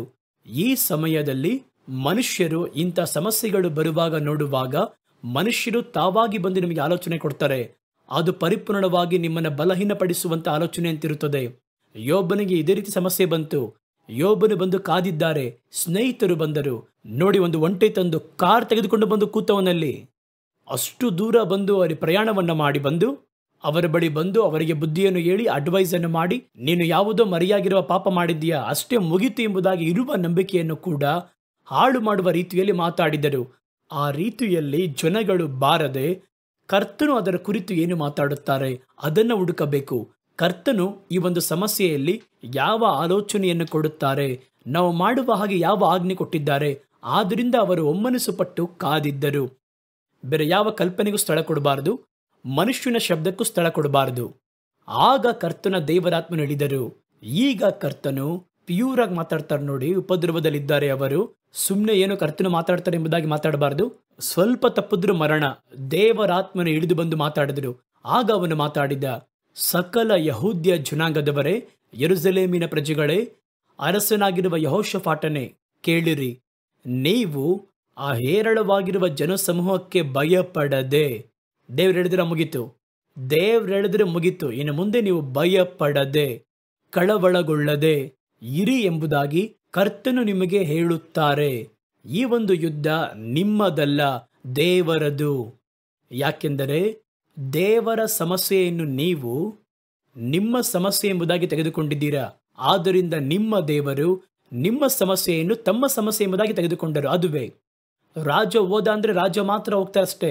ಅರಮನೆಯಲ್ಲಿರುವವರೆಲ್ಲ ಹೊರಟು ಹೋಗಿ ಜನಗಳಿಗೆ ಕರ್ತನ ಕುರಿತಾಗಿ ಹೇಳಿ ಸೇವೆಯನ್ನೇ ಮಾಡಿದ್ರಲ್ವಾ. ಆ ಕಾಲದಲ್ಲಿ ಒಂದು ದೊಡ್ಡ ರೌಂಡ್ ದೇಶ ಪೂರ್ತಿ ಸಂಚಾರ ಮಾಡಿದ್ರಲ್ಲ. ಬೇರ್ಷೆಬದಿಂದ ಆರಂಭಿಸಿ ಎಫ್ರಾಯಿಂ ಎಲ್ಲೆಗಳವರೆಗೂ ಅವರು ಪ್ರಯಾಣ ಮಾಡಿದ್ರಲ್ವಾ. ಅದೇ ದೇಶದ ಪರಿಪೂರ್ಣ ಎಲ್ಲೆ, ಅಲ್ಲಿಯವರೆಗೂ ಹೋಗಿ ಕಾರ್ಯಗಳನ್ನು ಮಾಡಿದ್ರಲ್ಲ. ಹಾಗಾಗಿ ಕರ್ತನು ಹೇಳ್ತಾರೆ, ನೀವು ಭಯಪಡುವ ಅವಶ್ಯವಿಲ್ಲ, ಕಳವಳಗೊಳ್ಳದಿರಿ. ಈ ಯುದ್ಧ ನಿಮ್ಮದಲ್ಲ. ನೀವು ಯುದ್ಧದ ಕುರಿತಾಗಿ ಕಳವಳ ಬೇಡ. ಕರ್ತನ ಮಾತು ಬಂದರೆ ಹೆಂಗಿರುತ್ತೆ, ಇದು ಅವರನ್ನು ಬಲಪಡಿಸಿತು. ನಾಳೆ ನೀವು ಅವರಿಗೆ ವಿರುದ್ಧವಾಗಿ ವಿರೋಧಿಸಿ ಹೋಗಿರಿ, ಹೆಂಗಿರುತ್ತೆ. ಈಗೋ ಅವರು ಅಚ್ಚಿಜ್ಘಟ್ಟದ ಮಾರ್ಗವಾಗಿ ಬರುತ್ತಾರೆ. ಕರ್ತನು ಹೇಳ್ತಾ ಇದ್ದಾರೆ, ಒಂದು ಘಟ್ಟ ಇದೆ, ಅದರ ಮೂಲಕವಾಗಿ ಬರುತ್ತಾರೆ ಶತ್ರುಗಳು. ನೀವು ಅವರನ್ನು ಯೆರುವೇಲ್ ಅರಣ್ಯದ ಮಂದಿರವಿರುವ ಕಣಿವೆಯ ತುದಿಯಲ್ಲಿ ಅವರನ್ನ ಸಂಧಿಸುವಿರಿ. ಈ ಒಂದು ಯುದ್ಧವನ್ನು ಮಾಡುವವರು ನೀವಲ್ಲ. ಯಹೂದ್ಯರೇ, ಯೆರೂಸಲೇಮಿನವರೇ, ಸುಮ್ಮನೆ ನಿಂತುಕೊಂಡು ಯೆಹೋವನು ನಿಮಗೋಸ್ಕರ ನಡೆಸುವ ರಕ್ಷಣಾ ಕಾರ್ಯವನ್ನ ನೋಡಿರಿ. ಹೆದರಬೇಡಿರಿ, ಕಳವಳಗೊಳ್ಳಬೇಡಿರಿ. ನಾಳೆ ಅವರೆದುರಿಗೆ ಹೊರಡಿರಿ. ಯೆಹೋವನು ನಿಮ್ಮ ಸಂಗಡ ಇರುವನು ಎಂದು ಹೇಳಿದನು ಎಂದು ವಾಕ್ಯ ಹೇಳುತ್ತದೆ. ದೇವರು ಹೇಳುತ್ತಾರೆ, 4 ಪಡೆಗಳು, ದೊಡ್ಡ ಸೈನ್ಯ, ದೊಡ್ಡ ಕೂಟ, ಜನ ಸಮೂಹದವರು ದೊಡ್ಡದಾಗಿ ಬಂದು ನಿಂತಿದ್ದಾರೆ. ಸಮುದ್ರದ ಆಚೆಯಿಂದ ಸಿರಿಯರು ಕೂಡ ಕೂಡಿ ಬಂದಿದ್ದಾರೆ. ಈಗ ಇದರ ಮಧ್ಯೆ ನಾವು ವಿರೋಧವಾಗಿ ಹೋದ್ರೆ ಏನು ನಡೆಯುತ್ತೆ? ಶಾರೀರಿಕವಾಗಿ ಯೋಚನೆ ಮಾಡಿದ್ರೆ ಭಯಪಡುವಂಥದ್ದೇ. ಒಂದು ವೇಳೆ ಒಬ್ಬ ಮನುಷ್ಯನ ಬಳಿ ದೇವರು ಮಾತಾಡಿದರೆ, ಒಂದು ಪ್ರವಾದಿ ಕೂಡ ಅಲ್ಲ, ಅಲ್ಲಿ ಕರ್ತನ ದೇವರಾತ್ಮನು ಹಿಡಿದು ಮಾತಾಡುತ್ತಾರೆ. ಅದು ನಿಜವಾಗಿಯೂ ದೇವರಾತ್ಮನೇ ಮಾತಾಡ್ತಾರ ಅಥವಾ ಏನಾದರೂ ತನ್ನ ಮನಬಿಂಬದಂತೆ ಮಾತಾಡೋದನ್ನ ನಮಗೆ ಗೊತ್ತಿಲ್ಲ. ಇದನ್ನು ನಂಬಿ ಹೊರಡಬಾರ್ದು ಎನ್ನುವುದು ಕೂಡ ನಮಗೆ ಗೊತ್ತಿಲ್ಲ. ಅಲ್ಲಿ ಸೈನ್ಯವನ್ನ ಕೂಡಿಸಿ ಅಲ್ಲಿ ಹೋಗಿ ನಿಂತರೆ ಅಲ್ಲಿ ಕರ್ತನು ಏನು ಹೇಳ್ತಾರೆ, ಯುದ್ಧ ಮಾಡುವುದಕ್ಕೆ ಹೋಗಬಾರದಂತೆ. ಸೈನ್ಯ ಅಲ್ಲಿ ಧರಿಸಿ ನಿಂತು ನಾನು ಮಾಡುವುದನ್ನು ನೋಡ್ರಿ ಅಷ್ಟೇ. ಇದು ಹೆಂಗಿರುತ್ತೆ ಯೋಚನೆ ಮಾಡಿ ನೋಡಿ. ನಾವು ಯಾಕೆ ಹೋಗಬೇಕು? ಮುಂದೆ ಹೋಗಿ, ಇಲ್ಲಿ ಸಿಂಹ ನಿಂತಿದೆ. ಒಂದು ವೇಳೆ ಇವತ್ತು ನೀವು ಕರ್ತನು ಮಾತ್ರ ನೀವು ಹೇಳ್ಬೋದು, ನೀವು ಹೋಗುವ ಮಾರ್ಗದಲ್ಲಿ ಒಂದು ಸಿಂಹ ಮಲಗಿದೆ ಒಂದು ಕಾಡಲ್ಲಿ, ಅದು ಗರ್ಜಿಸುತ್ತದೆ, ನೀವು ಭಯಪಡ್ತೀರಾ, ಮರದ ಹಿಂದೆ ನಿಂತು ಕರ್ತನೆ ಕರ್ತನೆ ಅಂತ ಹೇಳ್ತೀರಾ. ಕರ್ತನು ಹೇಳುತ್ತಾರೆ, ಮುಂದೆ ಹೋಗು, ನಾನು ಅದರ ಕಣ್ಣನ್ನು ಮುಚ್ಚುತ್ತೇನೆ. ಮನದಲ್ಲಿ ಬಂದು ಒಂದು ಶಬ್ದ ಕೇಳಿಸುತ್ತದೆ ಅಥವಾ ನಿಮ್ಮ ಮನಸ್ಸಿನಿಂದ ಒಂದು ಭಾವನೆ ಬರುತ್ತದೆ, ಮುಂದೆ ಹೋಗು, ಸಿಂಹದ ಕಣ್ಣನ್ನು ಕಟ್ಟುತ್ತೇನೆ, ನೀನು ನೇರವಾಗಿ ಹೋಗಿ ನಿಲ್ಲು, ಅದರ ಪಕ್ಕವಾಗಿ ಅದನ್ನು ಮುಟ್ಟಿ ಅದರ ಪಕ್ಕದಲ್ಲಿ ಹೋಗು, ಏನು ಮಾಡಲ್ಲ ಅಂತ ಹೇಳ್ತಾರೆ. ನೀವೇನ್ ಮಾಡ್ತೀರಾಗ? ಇದು ಕರ್ತನೆ ಮಾತಾಡದ್ನ, ಕರ್ತನೆ ನುಡಿದದ್ದ, ನಡೆಯುತ್ತಾ ನಡೆಯಲ್ವಾ, ಸಿಂಹ ದೇವರ ವಾಕ್ಯಕ್ಕೆ ವಿಧೇಯವಾಗುತ್ತಾ, ಈ ರೀತಿ ಹಲವು ಕಾರ್ಯವನ್ನ ಯೋಚನೆ ಮಾಡ್ತೇವೆ. ನೋಡಿ, ಒಂದು ಸಿಂಹದ ಮುಂದೆ ಹೋಗಿ ನಿಲ್ಲೋದಕ್ಕಿಂತ ಭಯಂಕರವಾದುದು ಇದು. ಈ ಸೈನ್ಯ ಬಹಳ ಚಿಕ್ಕದ್ದು. ಅವರ ಒಟ್ಟಾರೆ ಇರುವಂತಹ ಸೈನ್ಯದಲ್ಲಿ 4ರಲ್ಲಿ 1 ಪಾಲು ಇವರ ಒಂದು ಗುಂಪಷ್ಟೇ. ಆಗ ದೇವರು ಹೇಳ್ತಾರೆ, ಜಗಳವಾಡುವ ರೀತಿಯಲ್ಲಿ ಕೂಡ ನೀನು ಹೋಗ್ಬೇಡ. ನೋಡಿ, ಅವರೇನು ಹೇಳ್ತಾರೆ, ಯುದ್ಧವನ್ನು ಮಾಡುವುದು ನೀವಲ್ಲ, ಯಹೂದ್ಯರೇ, ಯೆರೂಸಲೇಮಿನವರೇ, ನೀವು ಸುಮ್ಮನೆ ನಿಲ್ಲಿರಿ, ಅಲ್ಲಿ ನಿಂತು ನಾನು ನಿಮಗೆ ಮಾಡುವಂಥ ರಕ್ಷಣಾ ಕಾರ್ಯವನ್ನ ನೋಡಿರಿ ಹೆಂಗಿರುತ್ತೆ. ಏನಿದು? ಸ್ವಲ್ಪ ಎಡವಟ್ಟಾದರೂ ಮರಣ. ಇದರೊಳಗೆ ಏನು ತೀರ್ಮಾನ ಮಾಡ್ತೀರಾ? ನಾನು ಆಗಾಗ ಹೇಳುವ ಒಂದೊಂದು ಕತೆ ಉಂಟು. ಮತ್ತೊಬ್ಬರ ಜೀವನದಲ್ಲಿ ನಡೆಯುವಾಗ ಕರ್ತನು ಹೇಳಿದ್ದಾರೆ ಹೋಗು ಅಂತ ಹೇಳ್ಬೋದು. ಆದರೆ ನಮಗೆ ದೇವರು ಹೇಳುವಾಗ ಒಂದು ಇಕ್ಕಟ್ಟಾಗಿರುವ ಕಾರ್ಯವನ್ನು ಹೇಳಬೇಕಾದ್ರೆ ಅದನ್ನು ನಮ್ಮಿಂದ ಮಾಡಕ್ಕೆ ಸಾಧ್ಯನೇ ಎಂಬುದಾಗಿ ಯೋಚನೆ ಮಾಡಿ ನೋಡಿ. ನಾನು ಆಗಾಗ ಹೇಳುವಂತಹ ಒಂದು ಚಿಕ್ಕ ಕತೆ ಉಂಟು. ಒಬ್ಬ ಮನುಷ್ಯನು, ಒಂದು ಒಳ್ಳೆ ವಿಶ್ವಾಸಿ ದೇವ ಮನುಷ್ಯನು, ಒಂದು ಕಾಡಲ್ಲಿ ಒಂದು ಬೆಟ್ಟದ ಮೇಲೆ ನಡೀತಾ ಹೋಗ್ತಾ ಇರ್ತಾನೆ. ಕಾಲು ತಪ್ಪಿ ಒಂದು ಹಳ್ಳದಲ್ಲಿ ಬೀಳಲು ಹೋದರೆ ಒಂದು ಗಿಡವಿದೆ, ಒಂದು ಚಿಕ್ಕ ಗಿಡ ಅಷ್ಟೇ, ಬಲಹೀನವಾಗಿರುವ ಒಂದು ಗಿಡ ಕಾಣಿಸಿತು. ಅದನ್ನು ಹಿಡ್ಕೊಂಡ್ಬಿಟ್ಟ ಅವನು. ಅದನ್ನು ಹಿಡಿದು ನೇತಾಡ್ತಾ ಇದ್ದಾನೆ. ಕೆಳಗೆ ನೋಡಿದ್ರೆ ಒಂದು 600 ಮೀಟರ್, ಒಂದು 700 ಮೀಟರ್ ದೊಡ್ಡ ಒಂದು ಹಳ್ಳ ಆ ರೀತಿ ಇದೆ ಅಲ್ಲಿ. ಕಣ್ಣಿಗೆ ಕೆಳಗೆ ಒಂದು ಚಿಕ್ಕ ಹೊಳೆ ಹರಿತಾ ಇದೆ, ದೊಡ್ಡ ದೊಡ್ಡ ಕಲ್ಲುಗಳಿದೆ ಅಷ್ಟೇ. ಇದರಲ್ಲಿ ಬಂದು ಈಗ ಹತ್ತಕ್ಕೂ ಆಗಲ್ಲ. ಏನು ಮಾಡುವುದು? ಆ ರೆಂಬೆ ಬೇರೆ, ಆ ಗಿಡ ಬೇರೆ ಬಹಳ ಬಲಹೀನವಾಗಿದೆ. ಆಗ ದೇವರನ್ನು ನೋಡಿ ಕೂಗಿದ, ಕರ್ತನೇ ಕರ್ತನೇ ಕಾಪಾಡಿ ಅಂತ ಹೇಳಿದ. ತಕ್ಷಣ ಆಕಾಶದ ಒಂದು ಶಬ್ದ ಕೇಳಿಸಿತು. ಅದೇಳಿತು, ನಿನ್ನ ವಿಜ್ಞಾಪನೆಯನ್ನು ಕೇಳಿದೆ, ನಿನ್ನನ್ನು ಕಾಪಾಡಲು ಬಯಸುತ್ತೇನೆ, ಕಾಪಾಡಿ ದೇವರೇ ಎಂಬುದಾಗಿ ಅವನು ಕೇಳಿದಾಗ ದೇವರು ಹೇಳಿದರು, ನಾನು ಕಾಪಾಡಬೇಕು ಅಂದರೆ ನೀ ಹಿಡ್ಕೊಂಡಿರುವಂತಹ ಗಿಡವನ್ನ ಬಿಟ್ಬಿಡು ಅಂತ ಹೇಳಿದರು. ನೀವಾಗಿದ್ರು ಏನ್ ಮಾಡ್ತಾ ಇದ್ರಿ? ಅವ್ರೇನ್ ಮಾಡಿದ್ರು ಅನ್ನೋದಿರಲಿ, ನೀವೇನ್ ಮಾಡ್ತಿದ್ರಿ? ಅದುವೇ ಇದನ್ನು ದಾಟುತ್ತೇವೆ ನೋಡಿ, ಅದುವೇ ದೊಡ್ಡ ನಂಬಿಕೆ. ಇದನ್ನು ದಾಟುತ್ತೇವೆ ನೋಡಿ, ಅದುವೇ ದೊಡ್ಡ ನಂಬಿಕೆ. ಕೈ ಬಿಟ್ಟರೆ ಕೆಳಗೆ ಬೀಳುತ್ತೇವೆ ಎನ್ನುವುದು ನಮ್ಮ ಅರಿವು ಹೇಳುತ್ತದೆ. ದೇವರು ಹೇಳುತ್ತಾರೆ, ನೀನು ಕೈ ಬಿಡು, ನಾನು ಕಾಯುತ್ತೇನೆ ಎಂಬುದಾಗಿ. ಇಲ್ಲಿ ಅದೇ ರೀತಿಯೇ 4 ಸೈನ್ಯದ ಮುಂದೆ ಹೋಗಿ ನಿಲ್ಲುವಂಥದ್ದು ಎನ್ನುವುದು ಅದು ನಂಬಿಕೆ. ಅದರಲ್ಲಿ ಸೈನ್ಯವನ್ನು ಮಾತ್ರ ಹೋಗಿ ಕೇಳ್ತಿಲ್ಲ, ಜನಗಳನ್ನು ಹೋಗಿ ನಿಲ್ಲಿ. ಯಾಕೆ? ನೋಡಿ, ನಾನು ಮಾಡುವ ಕಾರ್ಯವನ್ನು ನೋಡಿ ಎಂಬುದಾಗಿ ಕರ್ತನವರಿಗೆ ಹೇಳಿದರು. ಕರ್ತನ ಮೂಲಕವಾಗಿ ಜಯಿಸುವುದಕ್ಕೆ ಯೆಹೋಷಾಫಾಟನು 7 ಕಾರ್ಯಗಳನ್ನು ಮಾಡಿದ. ಅದನ್ನು ವೇಗವಾಗಿ ನಿಮಗೆ ಹೇಳಿ ಮುಗಿಸಲು ಬಯಸುತ್ತೇನೆ. ಮೊದಲ ಕಾರ್ಯವನ್ನ ನೋಡಿ. ಕರ್ತನು ಆ ರೀತಿ ಮಾತಾಡಿದ ಕೂಡಲೇ ಅವನು ಏನು ಮಾಡಲು ಮುಂದಾದ? ಕರ್ತನ ಬಳಿಯಿಂದ ವಾಕ್ಯವನ್ನು ಪಡೆದರು. ಮೊದಲು ಕರ್ತನು ಮಾತಾಡಿದರು, ಅನಂತರ ಏನು ಮಾಡಿದ? 7 ಹಂತವಿದೆ. ಮೊದಲ ಕಾರ್ಯ, ಅವರು ದೇವರನ್ನು, ಅವರ ಶಕ್ತಿಯನ್ನು ಚೆನ್ನಾಗಿ ಅರಿಯುವುದಕ್ಕೆ ಮುಂದಾದರು. 2 ಪೂರ್ವಕಾಲ ವೃತ್ತಾಂತ 20ನೇ ಅಧ್ಯಾಯ 6ನೇ ವಾಕ್ಯ. ನಮ್ಮ ತಂದೆಗಳ ದೇವರಾಗಿರುವ ಕರ್ತನೆ, ಪರಲೋಕದಲ್ಲಿರುವ ನೀವಲ್ಲವಾ ದೇವರು? ದೇವರು ನೀವು, ಜನಾಂಗಗಳ ರಾಜ್ಯಗಳನ್ನು ಆಳುವ ದೇವರು. ನಿಮ್ಮ ಹಸ್ತದಲ್ಲಿ ಶಕ್ತಿಯೂ ಪರಾಕ್ರಮವೂ ಉಂಟು, ಒಬ್ಬರೂ ನಿಮಗೆ ವಿರುದ್ಧವಾಗಿ ನಿಲ್ಲಲಾಗುವುದಿಲ್ಲ ಎಂಬುದಾಗಿ ಹೇಳಿದರು. ದೇವರನ್ನು ನೋಡಿ ಕೂಗಿ ಈ ಮಾತುಗಳನ್ನು ದೇವರು ಕೊಟ್ಟರು. ಮೊದಲು ದೇವರ ವಾಕ್ಯವನ್ನು ಹುಡುಕಿರಿ. ಒಂದು ಸಮಸ್ಯೆ ಬರುವಾಗ ನೀವು ದೇವರನ್ನ ಹುಡುಕಿ ದೇವರ ಬಳಿಯಿಂದ ಒಂದು ವಾಕ್ಯವನ್ನು ಹೊಂದಿಕೊಳ್ಳಿರಿ. ಆ ಒಂದು ವಾಕ್ಯದ ಹೆಸರು ರೇಮ ಎಂಬುದಾಗಿ ಹೇಳುತ್ತೇವೆ. ರೇಮ ಎಂದರೆ ನುಡಿಯಲ್ಪಟ್ಟ ವಾಕ್ಯ, ದೇವರಿಂದ ನುಡಿಯಲ್ಪಟ್ಟಂತಹ ಒಂದು ವಾಕ್ಯ. ಆ ಒಂದು ವಾಕ್ಯವೇ ನಿಮ್ಮ ಸಮಸ್ಯೆಗಳನ್ನ ಅದು ಹೋಗಲಾಡಿಸುವಂತಹ ಬೀಗದ ಕೈ. ಅದು ಪ್ರತಿ ಸಮಸ್ಯೆಗೂ ಒಂದೊಂದು ವಾಕ್ಯ ಉಂಟು, ಒಂದೊಂದು ಕಾರ್ಯಕ್ಕೂ ಒಂದೊಂದು ಆಜ್ಞೆ ಉಂಟು.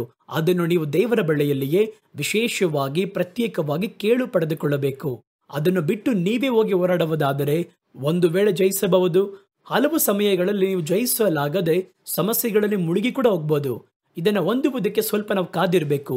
ಅದನ್ನು ಪಡೆದ ಕೂಡಲೇ ಅನಂತರ ಏನ್ ಮಾಡಿದ್ರು ನೋಡಿ, ಕರ್ತನ ಶಕ್ತಿಯನ್ನು ಅರಿಕೆ ಇಟ್ಟರು. ಯಾಕೆ ಅರಿಕೆ ಇಡ್ತೀವಿ ಎಂದು ನೋಡುವುದಾದರೆ, ಆ ಒಂದು ಅರಿಕೆ ಇಡುವಾಗ ನಿಮ್ಮ ನಂಬಿಕೆ ಬಲಹೀನತೆಯಿಂದ ಇದೆ ಅಲ್ವಾ, ಆ ಒಂದು ನಂಬಿಕೆಯನ್ನು ದೇವರನ್ನ ಹೆಚ್ಚಿಸಿ ಅರಿಕೆ ಮಾಡುವಂತಹ ಅರಿಕೆ ಬಲಪಡಿಸುತ್ತದೆ. ಅದುವೇ ಅದರಲ್ಲಿ ಮುಖ್ಯವಾದ ಕಾರ್ಯ. ಈಗ ನಾನು ಹೇಳಿದೆ ನೋಡಿ, ಈ ಇಕ್ಕಟ್ಟಲ್ಲಿ ಹೋಗಿ ನಿಲ್ಲುತ್ತೇವೆ. ಕರ್ತನ ಬಳಿ ಒಂದು ವಾಕ್ಯವು ಬರುತ್ತದೆ, ಆದರೆ ಆ ವಾಕ್ಯ ಇನ್ನು ಭಯಪಡಿಸುವಂತದ್ದಾಗಿದೆ. ಒಂದು ಮರದ ರೆಂಬೆಯನ್ನ, ಒಂದು ಚಿಕ್ಕ ಗಿಡವನ್ನ ನಾವು ಹಿಡಿಯುತ್ತೇವೆ, ಕೆಳಗೆ ದೊಡ್ಡ ಪಾತಾಳ. ಕರ್ತನು ಮಾತಾಡಿದರು, ಈಗ ಕೈ ಬಿಡಬೇಕು, ಈಗ ಕೈ ಬಿಟ್ಟರೆ ನಾನು ನಿನ್ನನ್ನು ಕಾಯುತ್ತೇನೆ ಎಂಬುದಾಗಿ ಹೇಳುತ್ತಾರೆ. ಕೈ ಬಿಡಬೇಕು. ಅದಕ್ಕೆ ಒಂದು ಮನಧೈರ್ಯ ಬೇಕಲ್ಲವಾ? ಈ ಒಂದು ಮನಧೈರ್ಯವೇ ಇವರಿಗೆ ಬಂದು ದೊಡ್ಡ ಸಮಸ್ಯೆ. ನೀವು ಬರಿಗೈಯಾಗಿ ಹೋಗಿ ನಿಲ್ಲಿರಿ, ನಡೆಯುವುದನ್ನ ನೋಡಿ ಎಂಬುದಾಗಿ ಕರ್ತನು ಹೇಳ್ತಾರೆ. ಹೋಗ್ಬೇಕಲ್ವಾ ಅವಾಗ? ಅಲ್ಲಿ ಹೋಗಲು ಬೇಕಾದಂತಹ ನಂಬಿಕೆಯ ಒಂದು ಬಲ ಯಾವ ರೀತಿ ಬರುತ್ತದೆ ಎಂದರೆ, ನಿಮ್ಮ ಕರ್ತನ ಕುರಿತಾಗಿ ಉನ್ನತ ಭಾವನೆಗಳನ್ನ ನೀವು ಅರಿಕೆ ಮಾಡಬೇಕು.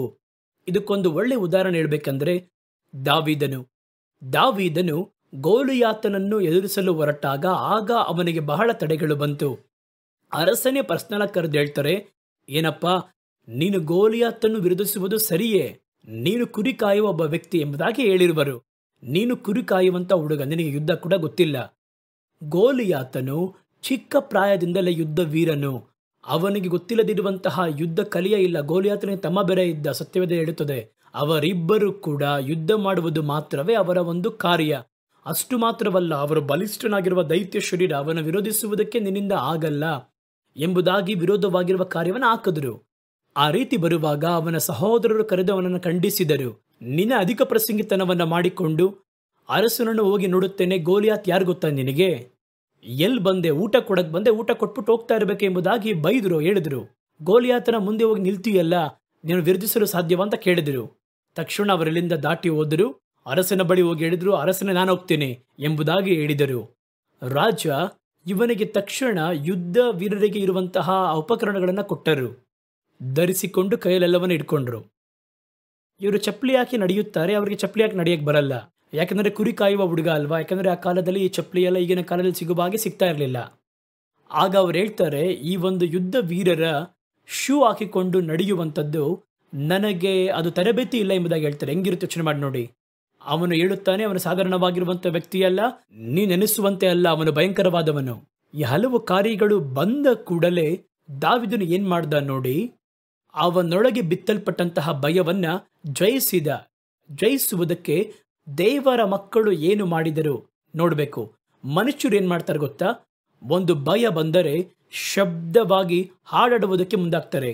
ಒಂದು ಸ್ಥಳದಲ್ಲಿ ದೆವ್ವ ಇದೆ, ಭೂತ ಇದೆ ಎಂಬುದಾಗಿ ಹೇಳುವುದಾದರೆ ಆ ಕಡೆ ಹೋಗ್ಬೇಕು ಅಂತ ಹೇಳಿದ್ರೆ ರಾತ್ರಿ ಬಂದ ಕೂಡಲೇ ಶಬ್ದ ಮಾಡಿಕೊಂಡು ಹಾಡನಾಡಿಕೊಂಡು ಕಿರಿಚುತ್ತ ನಡೆಯುವರು. ಅದು ಅವರು ಮಾಡುವಂಥದ್ದು. ದೇವರ ಮಕ್ಕಳಿಗೆ ಭಯ ಬರುವುದಾದರೆ ಅವರು ದೇವರ ಶಕ್ತಿಯನ್ನು, ಕರ್ತನು ತಮಗೆ ಮಾಡಿದಂತಹ ಮಹಾ ದೊಡ್ಡ ಕ್ರಿಯೆಗಳನ್ನ ನೆನಪಿಸಿಕೊಂಡು ಅರಿಕೆ ಮಾಡಬೇಕು.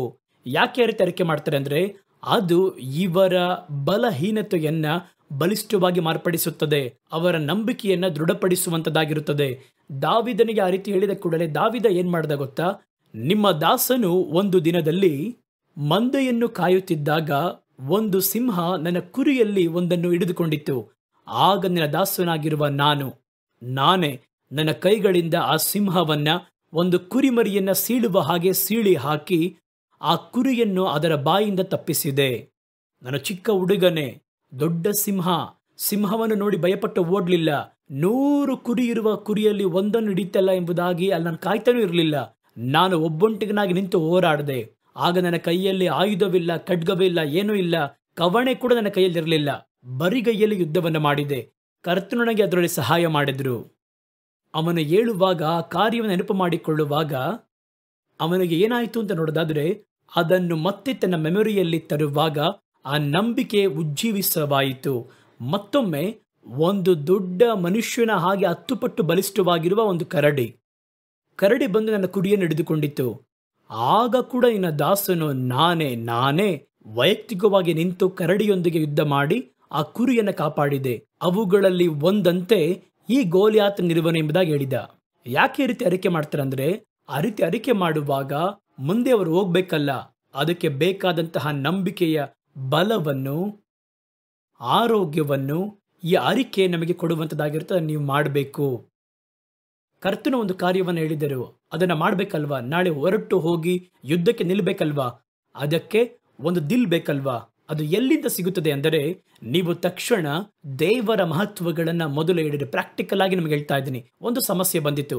ಒಂದು ಸಮಸ್ಯೆ ಬಂದ ಕೂಡಲೇ ಕರ್ತನ ಬಳಿಯಲ್ಲಿ ನೀವು ಕೇಳ್ತೀರಾ. ಕರ್ತನು ಹೇಳ್ತಾನೆ, ನೀನು ಸುಮ್ಮನಿರು, ನಾಳೆ ಎಲ್ಲ ಸರಿ ಹೋಗುತ್ತೆ, ಏನೂ ಇಲ್ಲ. ಅದನ್ನು ಯೋಚನೆ ಮಾಡ್ತೀರಾ, ಸರಿ ಹೋಗೋದಕ್ಕೆ ಅಲ್ಲಿ ಸಾಧ್ಯತೆ ಇಲ್ಲ. ನೀನು ಆ ರೀತಿ ಹೋಗಿ ಅಲ್ಲಿ ನಿಂತು ಸರಿ ಹೋಗುತ್ತೆ ಅಂತ ಹೇಳುವಂತ ದೇವರು ಹೇಳ್ತಾನೆ ಇಟ್ಕೊಳ್ಳಿ. ಆಗ ನೀವು ಕರ್ತನು ಹೇಳಿದ್ದನ್ನು ನೆರವೇರಿಸುವುದಕ್ಕೆ ಒಂದು ಬಲ ಬೇಕು. ಆಗ ನೀವೇನ್ ಮಾಡಬೇಕು ಅಂದರೆ, ಕರ್ತನ ಮಹತ್ವಗಳನ್ನು, ಸತ್ಯವೇದದಲ್ಲಿ ಹೇಳಲ್ಪಟ್ಟಿದೆ ನೋಡಿ, ಯೆಹೋಷಾಫಾಟನ ಸಂಭವ, ದಾವೀದನ ಆ ಒಂದು ಸಂಭವ, ಯೆರಿಕೋ ಬಿದ್ದು ಹೋದಂತಹ ಯೆಹೋಶುವನ ಆ ಸಂಭವಗಳು, ಇಂಥವುಗಳೆಲ್ಲವನ್ನ ಮೊದಲು ನೀವು ಹಾಗೆ ಹೇಳ್ಬೇಕು, ಬಾಯಲ್ಲಿ ಹೇಳಬೇಕು, ಹೇಳಿ ನೋಡಬೇಕು. ಯೆಹೋಶುವನ ಕಾಲದಲ್ಲಿ ಕತ್ತಿ ಇಲ್ಲ, ಅಲ್ಲಿ ಖಡ್ಗವಿಲ್ಲ, ಆಯುಧಗಳಿಲ್ಲ. ಕರ್ತನು ಆ ಒಂದು ಯೆರಿಕೋ ಕೋಟೆಯನ್ನು ಕೆಳಗೆ ಬೀಳಿಸಿದಂತಹ ಕರ್ತನು ಅಂತ ಹೇಳಬೇಕು. ಎರಡನೇದಾಗಿ ಹೇಳಬೇಕು ಅಂದರೆ, ನಿಮ್ಮ ಪರ್ಸನಲ್ ಜೀವಿತದಲ್ಲಿ ದೇವರು ಏನೆಲ್ಲ ಮಾಡಿದ್ದಾರೆ. ದಾವೀದನು ಹೇಳಿದ್ನಲ್ಲ, ಸಿಂಹ ಬಂದಿತ್ತು, ಒಂದು ಕರಡಿ ಬಂದಿತ್ತು ಅಂತ ಹೇಳ್ದಲ್ವಾ. ಆ ರೀತಿ ನಿಮ್ಮ ಜೀವನದಲ್ಲಿ ಕರ್ತನು ಇಕ್ಕಟ್ಟಾಗಿರುವ ಪರಿಸ್ಥಿತಿಯಲ್ಲಿ ಯಾವ ರೀತಿ ಬಿಡುಗಡೆ ಮಾಡಿದರು ಎಂಬುದಾಗಿ ನೀವು ಮಾತಾಡಬೇಕು. ದೇವರ ಪ್ರಸನ್ನತೆಯಲ್ಲಿ ಕುಳಿತು ಮಾತಾಡ್ರಿ.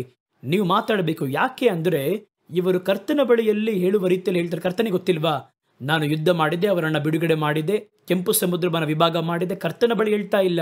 ಇವರು ತಮ್ಮನ್ನು ತಾವೇ ಅಥವಾ ಒಬ್ಬರಿಗೊಬ್ಬರು ಅವರ ನಂಬಿಕೆಯನ್ನ ದೃಢಪಡಿಸಿಕೊಳ್ಳುವ ಹಾಗೆ ಅವರು ಅದನ್ನು ಅರಿಕೆ ಇಟ್ಟರು. ಏನ್ ಮಾಡಿದ್ರು ನೋಡಿ, 2 ಪೂರ್ವಕಾಲ ವೃತ್ತಾಂತ 26ರಲ್ಲಿ, ನಮ್ಮ ಪಿತೃಗಳ ದೇವರಾಗಿರುವ ಯೆಹೋವನೇ, ಪರಲೋಕದಲ್ಲಿರುವಂತಹ ನೀವಲ್ಲವ ದೇವರು. ದೇವರು ನೀವು ಜನಾಂಗಗಳ ರಾಜ್ಯಗಳನ್ನು ಆಳ್ವಿಕೆ ಮಾಡುವಾತನು. ನಿಮ್ಮ ಹಸ್ತದಲ್ಲಿ ಶಕ್ತಿಯೂ ಪರಾಕ್ರಮವೂ ಇರುವಂತದಾಗಿದೆ. ಒಬ್ಬರು ನಿಮ್ಮನ್ನು ಎದುರಿಸಲಾಗುವುದಿಲ್ಲ. ಅವರಿಗೆ ಅದು ಗೊತ್ತಿಲ್ವಾ? ಅವರಿಗೆ ಗೊತ್ತು. ಇವರು ಅದನ್ನ ನವೀಕರಿಸಿಕೊಳ್ಳಬೇಕು. ಆದ್ದರಿಂದ ಅರಿಕೆ ಮಾಡಿದರು. ಅದೇ ರೀತಿ ಮುಂದಿನ ಸ್ಟೆಪ್ ಏನ್ ಮಾಡಬೇಕು ಅಂದ್ರೆ, ಕರ್ತನು ನಿಮಗೆ ಮಾಡಿರುವಂತಹ ಒಳಿತು, ದೇವರು ನಿಮಗೆ ಸತ್ಯವೇದದಲ್ಲಿ ಹೇಳಲ್ಪಟ್ಟಂತಹ ಅವರ ಪರಾಕ್ರಮವನ್ನು ನೆನಪು ಮಾಡಿಕೊಳ್ಳಿರಿ. ಎರಡನೇದಾಗಿ ಪರ್ಸನಲ್ ಆಗಿ ನೀವು ನೋಡಿರ್ತೀರ ಅಲ್ವಾ, ನೀವು ಅನುಭವಿಸಿರ್ತೀರ ಅಲ್ವಾ. ನಾನು ಹೇಳಿದ್ನಲ್ಲ, ದಾವೀದನು ಆ ರೀತಿ ನೀವು ಅದನ್ನ ಹೇಳಿರಿ. 2 ಪೂರ್ವಕಾಲ ವೃತ್ತಾಂತ 27, 8, 9 ಹೇಳುತ್ತದೆ, ನಮ್ಮ ದೇವರಾಗಿರುವ ನೀವು ನಿಮ್ಮ ಜನವಾಗಿರುವ ಇಸ್ರಾಯೇಲ್ಯರ ಮುಂಭಾಗದಲ್ಲಿ ಈ ದೇಶದ ಪ್ರಜೆಗಳನ್ನ ಅಟ್ಟಿ ಇದನ್ನು ನಿಮ್ಮ ಸ್ನೇಹಿತನಾಗಿರುವ ಅಬ್ರಹಾಮನ ಸಂತತಿಗೆ ಯಾವತ್ತೂ ಕೊಟ್ಟಿದ್ದೀರಲ್ವಾ. ನೀವು ನಮ್ಮ ದೇಶಕ್ಕೆ ಏನೆಲ್ಲ ಮಾಡಿದ್ದೀರಾ. ಆದ್ದರಿಂದ ಇವರು ಅಲ್ಲಿ ವಾಸವಾಗಿದ್ದು ಅದರಲ್ಲಿ ನಿಮ್ಮ ನಾಮಕ್ಕೆ ಒಂದು ಪರಿಶುದ್ಧ ಸ್ಥಳವನ್ನು ಕಟ್ಟಿದರಲ್ಲವಾ. ನಮ್ಮ ಮೇಲೆ ಖಡ್ಗವು, ನ್ಯಾಯದಂಡನೆ, ಘೋರವ್ಯಾಧಿ, ಕ್ಷಾಮ ಮೊದಲಾದ ಕಾರ್ಯಗಳು ಬಂದರೆ ಆಗ ನಿಮ್ಮ ನಾಮ ಈ ಆಲಯದಲ್ಲಿ ಪ್ರಕಟವಾಗುವ ಹಾಗೆ ನಾವು ಈ ಆಲಯದಲ್ಲಿ ನಿಮ್ಮ ಸನ್ನಿಧಿಗೆ ಬಂದು ನಿಂತು ನಮ್ಮ ಕಣ್ಗಳು ನಿಮ್ಮ ನೋಡಿ ಕೂಗುವಾಗ ದೇವರು ನೋಡಿ ರಕ್ಷಣಾ ಕಾರ್ಯವನ್ನು ಮಾಡಿದರು ಎಂಬುದಾಗಿ ಹೇಳಿದರಲ್ವಾ. ನೋಡಿದ್ರ, ಕರ್ತನು ಹೇಳಿದ್ದನ್ನು ನೆನಪಿಸಬೇಕು. ಅದನ್ನು ಕರ್ತನಿಗೆ ನೆನಪಿಸುತ್ತಾ ಇಲ್ಲ, ನಿಮಗೆ ನೀವು ನೆನಪಿಸಿಕೊಳ್ಳುವಾಗ ನಿಮ್ಮನ್ನರಿಯದೆ ನಿಮ್ಮಲ್ಲಿರುವಂತಹ ಆ ಒಂದು ನಂಬಿಕೆ ಉಜ್ಜೀವಿಸ ಹೊಂದುವುದಕ್ಕೂ ಬಲ ಹೊಂದುವುದಕ್ಕೂ ಆರಂಭವಾಗುತ್ತದೆ. ಇದನ್ನು ಬಿಟ್ಟು ನೀವು ನೆಗೆಟಿವ್ ಆಗಿ ಹೇಳಲ್ಪಡುವಂತಹ ಕಾರ್ಯಗಳಿಗೆ ಸ್ಥಳ ಕೊಡುವುದಾದರೆ, ಒಬ್ಬ ವ್ಯಕ್ತಿ ಹೇಳ್ತಾರೆ, ಕರ್ತನಿಗೇನ್ರಿ ಅವ್ರ ಪಾಡಿಗೆ ಅವ್ರು ಹೇಳ್ತಾರೆ, ನಿನ್ ಪಾಡಿ ನೀನು ಹೋಗ್ಬೇಡಪ್ಪ, 1ಕ್ಕೆ 2 ಕಡೆ ಕೇಳು, ಅಲ್ಲಿ ಒಳಗೆ ಹೋದರೆ ನೀನು ಸಿಲುಕಿಕೊಳ್ಳುತ್ತೀಯ. ಆದರೆ ನಿದರ್ಶನದಲ್ಲಿ 4 ದೇಶದ ಸೈನ್ಯವು ಬಂದಾಗಲೂ ಮುತ್ತಿಗೆ ಹಾಕಿದ್ದಾರೆ ಎಂಬುದಾಗಿ ಹೇಳುವರು. ಆದರೆ ನೋಡಿ, ಇವರು ಅವೆಲ್ಲವನ್ನ ದಾಟುವುದಕ್ಕೆ ನಮ್ಮ ಸ್ವಂತ ಭಾವನೆಯಲ್ಲಿ ಇಂಥ ನೆಗೆಟಿವ್ ಥಾಟ್ಸ್ ಬರುತ್ತೆ. ಅದನ್ನು ದಾಟುವುದಕ್ಕೆ ಕರ್ತನ ಶಕ್ತಿಯನ್ನ ಅರಿಕೆ ಮಾಡಿರಿ. ಕರ್ತನು ನಿಮಗೆ ಮಾಡಿರುವ ಕಾರ್ಯಗಳನ್ನು ಅರಿಕೆ ಮಾಡಿರಿ.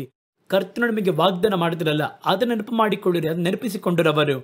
ಈ ಆಲಯದಲ್ಲಿ ನಾವು ಬಂದು ಪ್ರಾರ್ಥನೆ ಕಾದಿದೀವಲ್ವಾ, ಈ ಒಂದು ಆಲಯದಲ್ಲಿ ನಾವು ಕೈಗಳನ್ನು ಚಾಚಿ ಅಪಾಯ ಬರುವಾಗ ನಮ್ಮ ಮೇಲೆ ಖಡ್ಗ, ನ್ಯಾಯದಂಡನೆ, ಒಂದು ಘೋರವ್ಯಾಧಿ, ಕ್ಷಾಮ ಮುಂದಾಗಿರುವ ಕಾರ್ಯಗಳು ಬಂದರೆ ಆಗ ನಿಮ್ಮ ನಾಮ ಈ ಆಲಯದಲ್ಲಿ ಪ್ರಕಟವಾಗುವ ಹಾಗೆ ನಾನು ಇಲ್ಲಿಂದ ಕೇಳ್ತೀನಿ ಅಂತ ಹೇಳಿದ್ರಲ್ವಾ ಎಂಬುದಾಗಿ ಅವರು ದೇವರ ಬಳಿ ಮೊರೆ ಇಟ್ಟರು.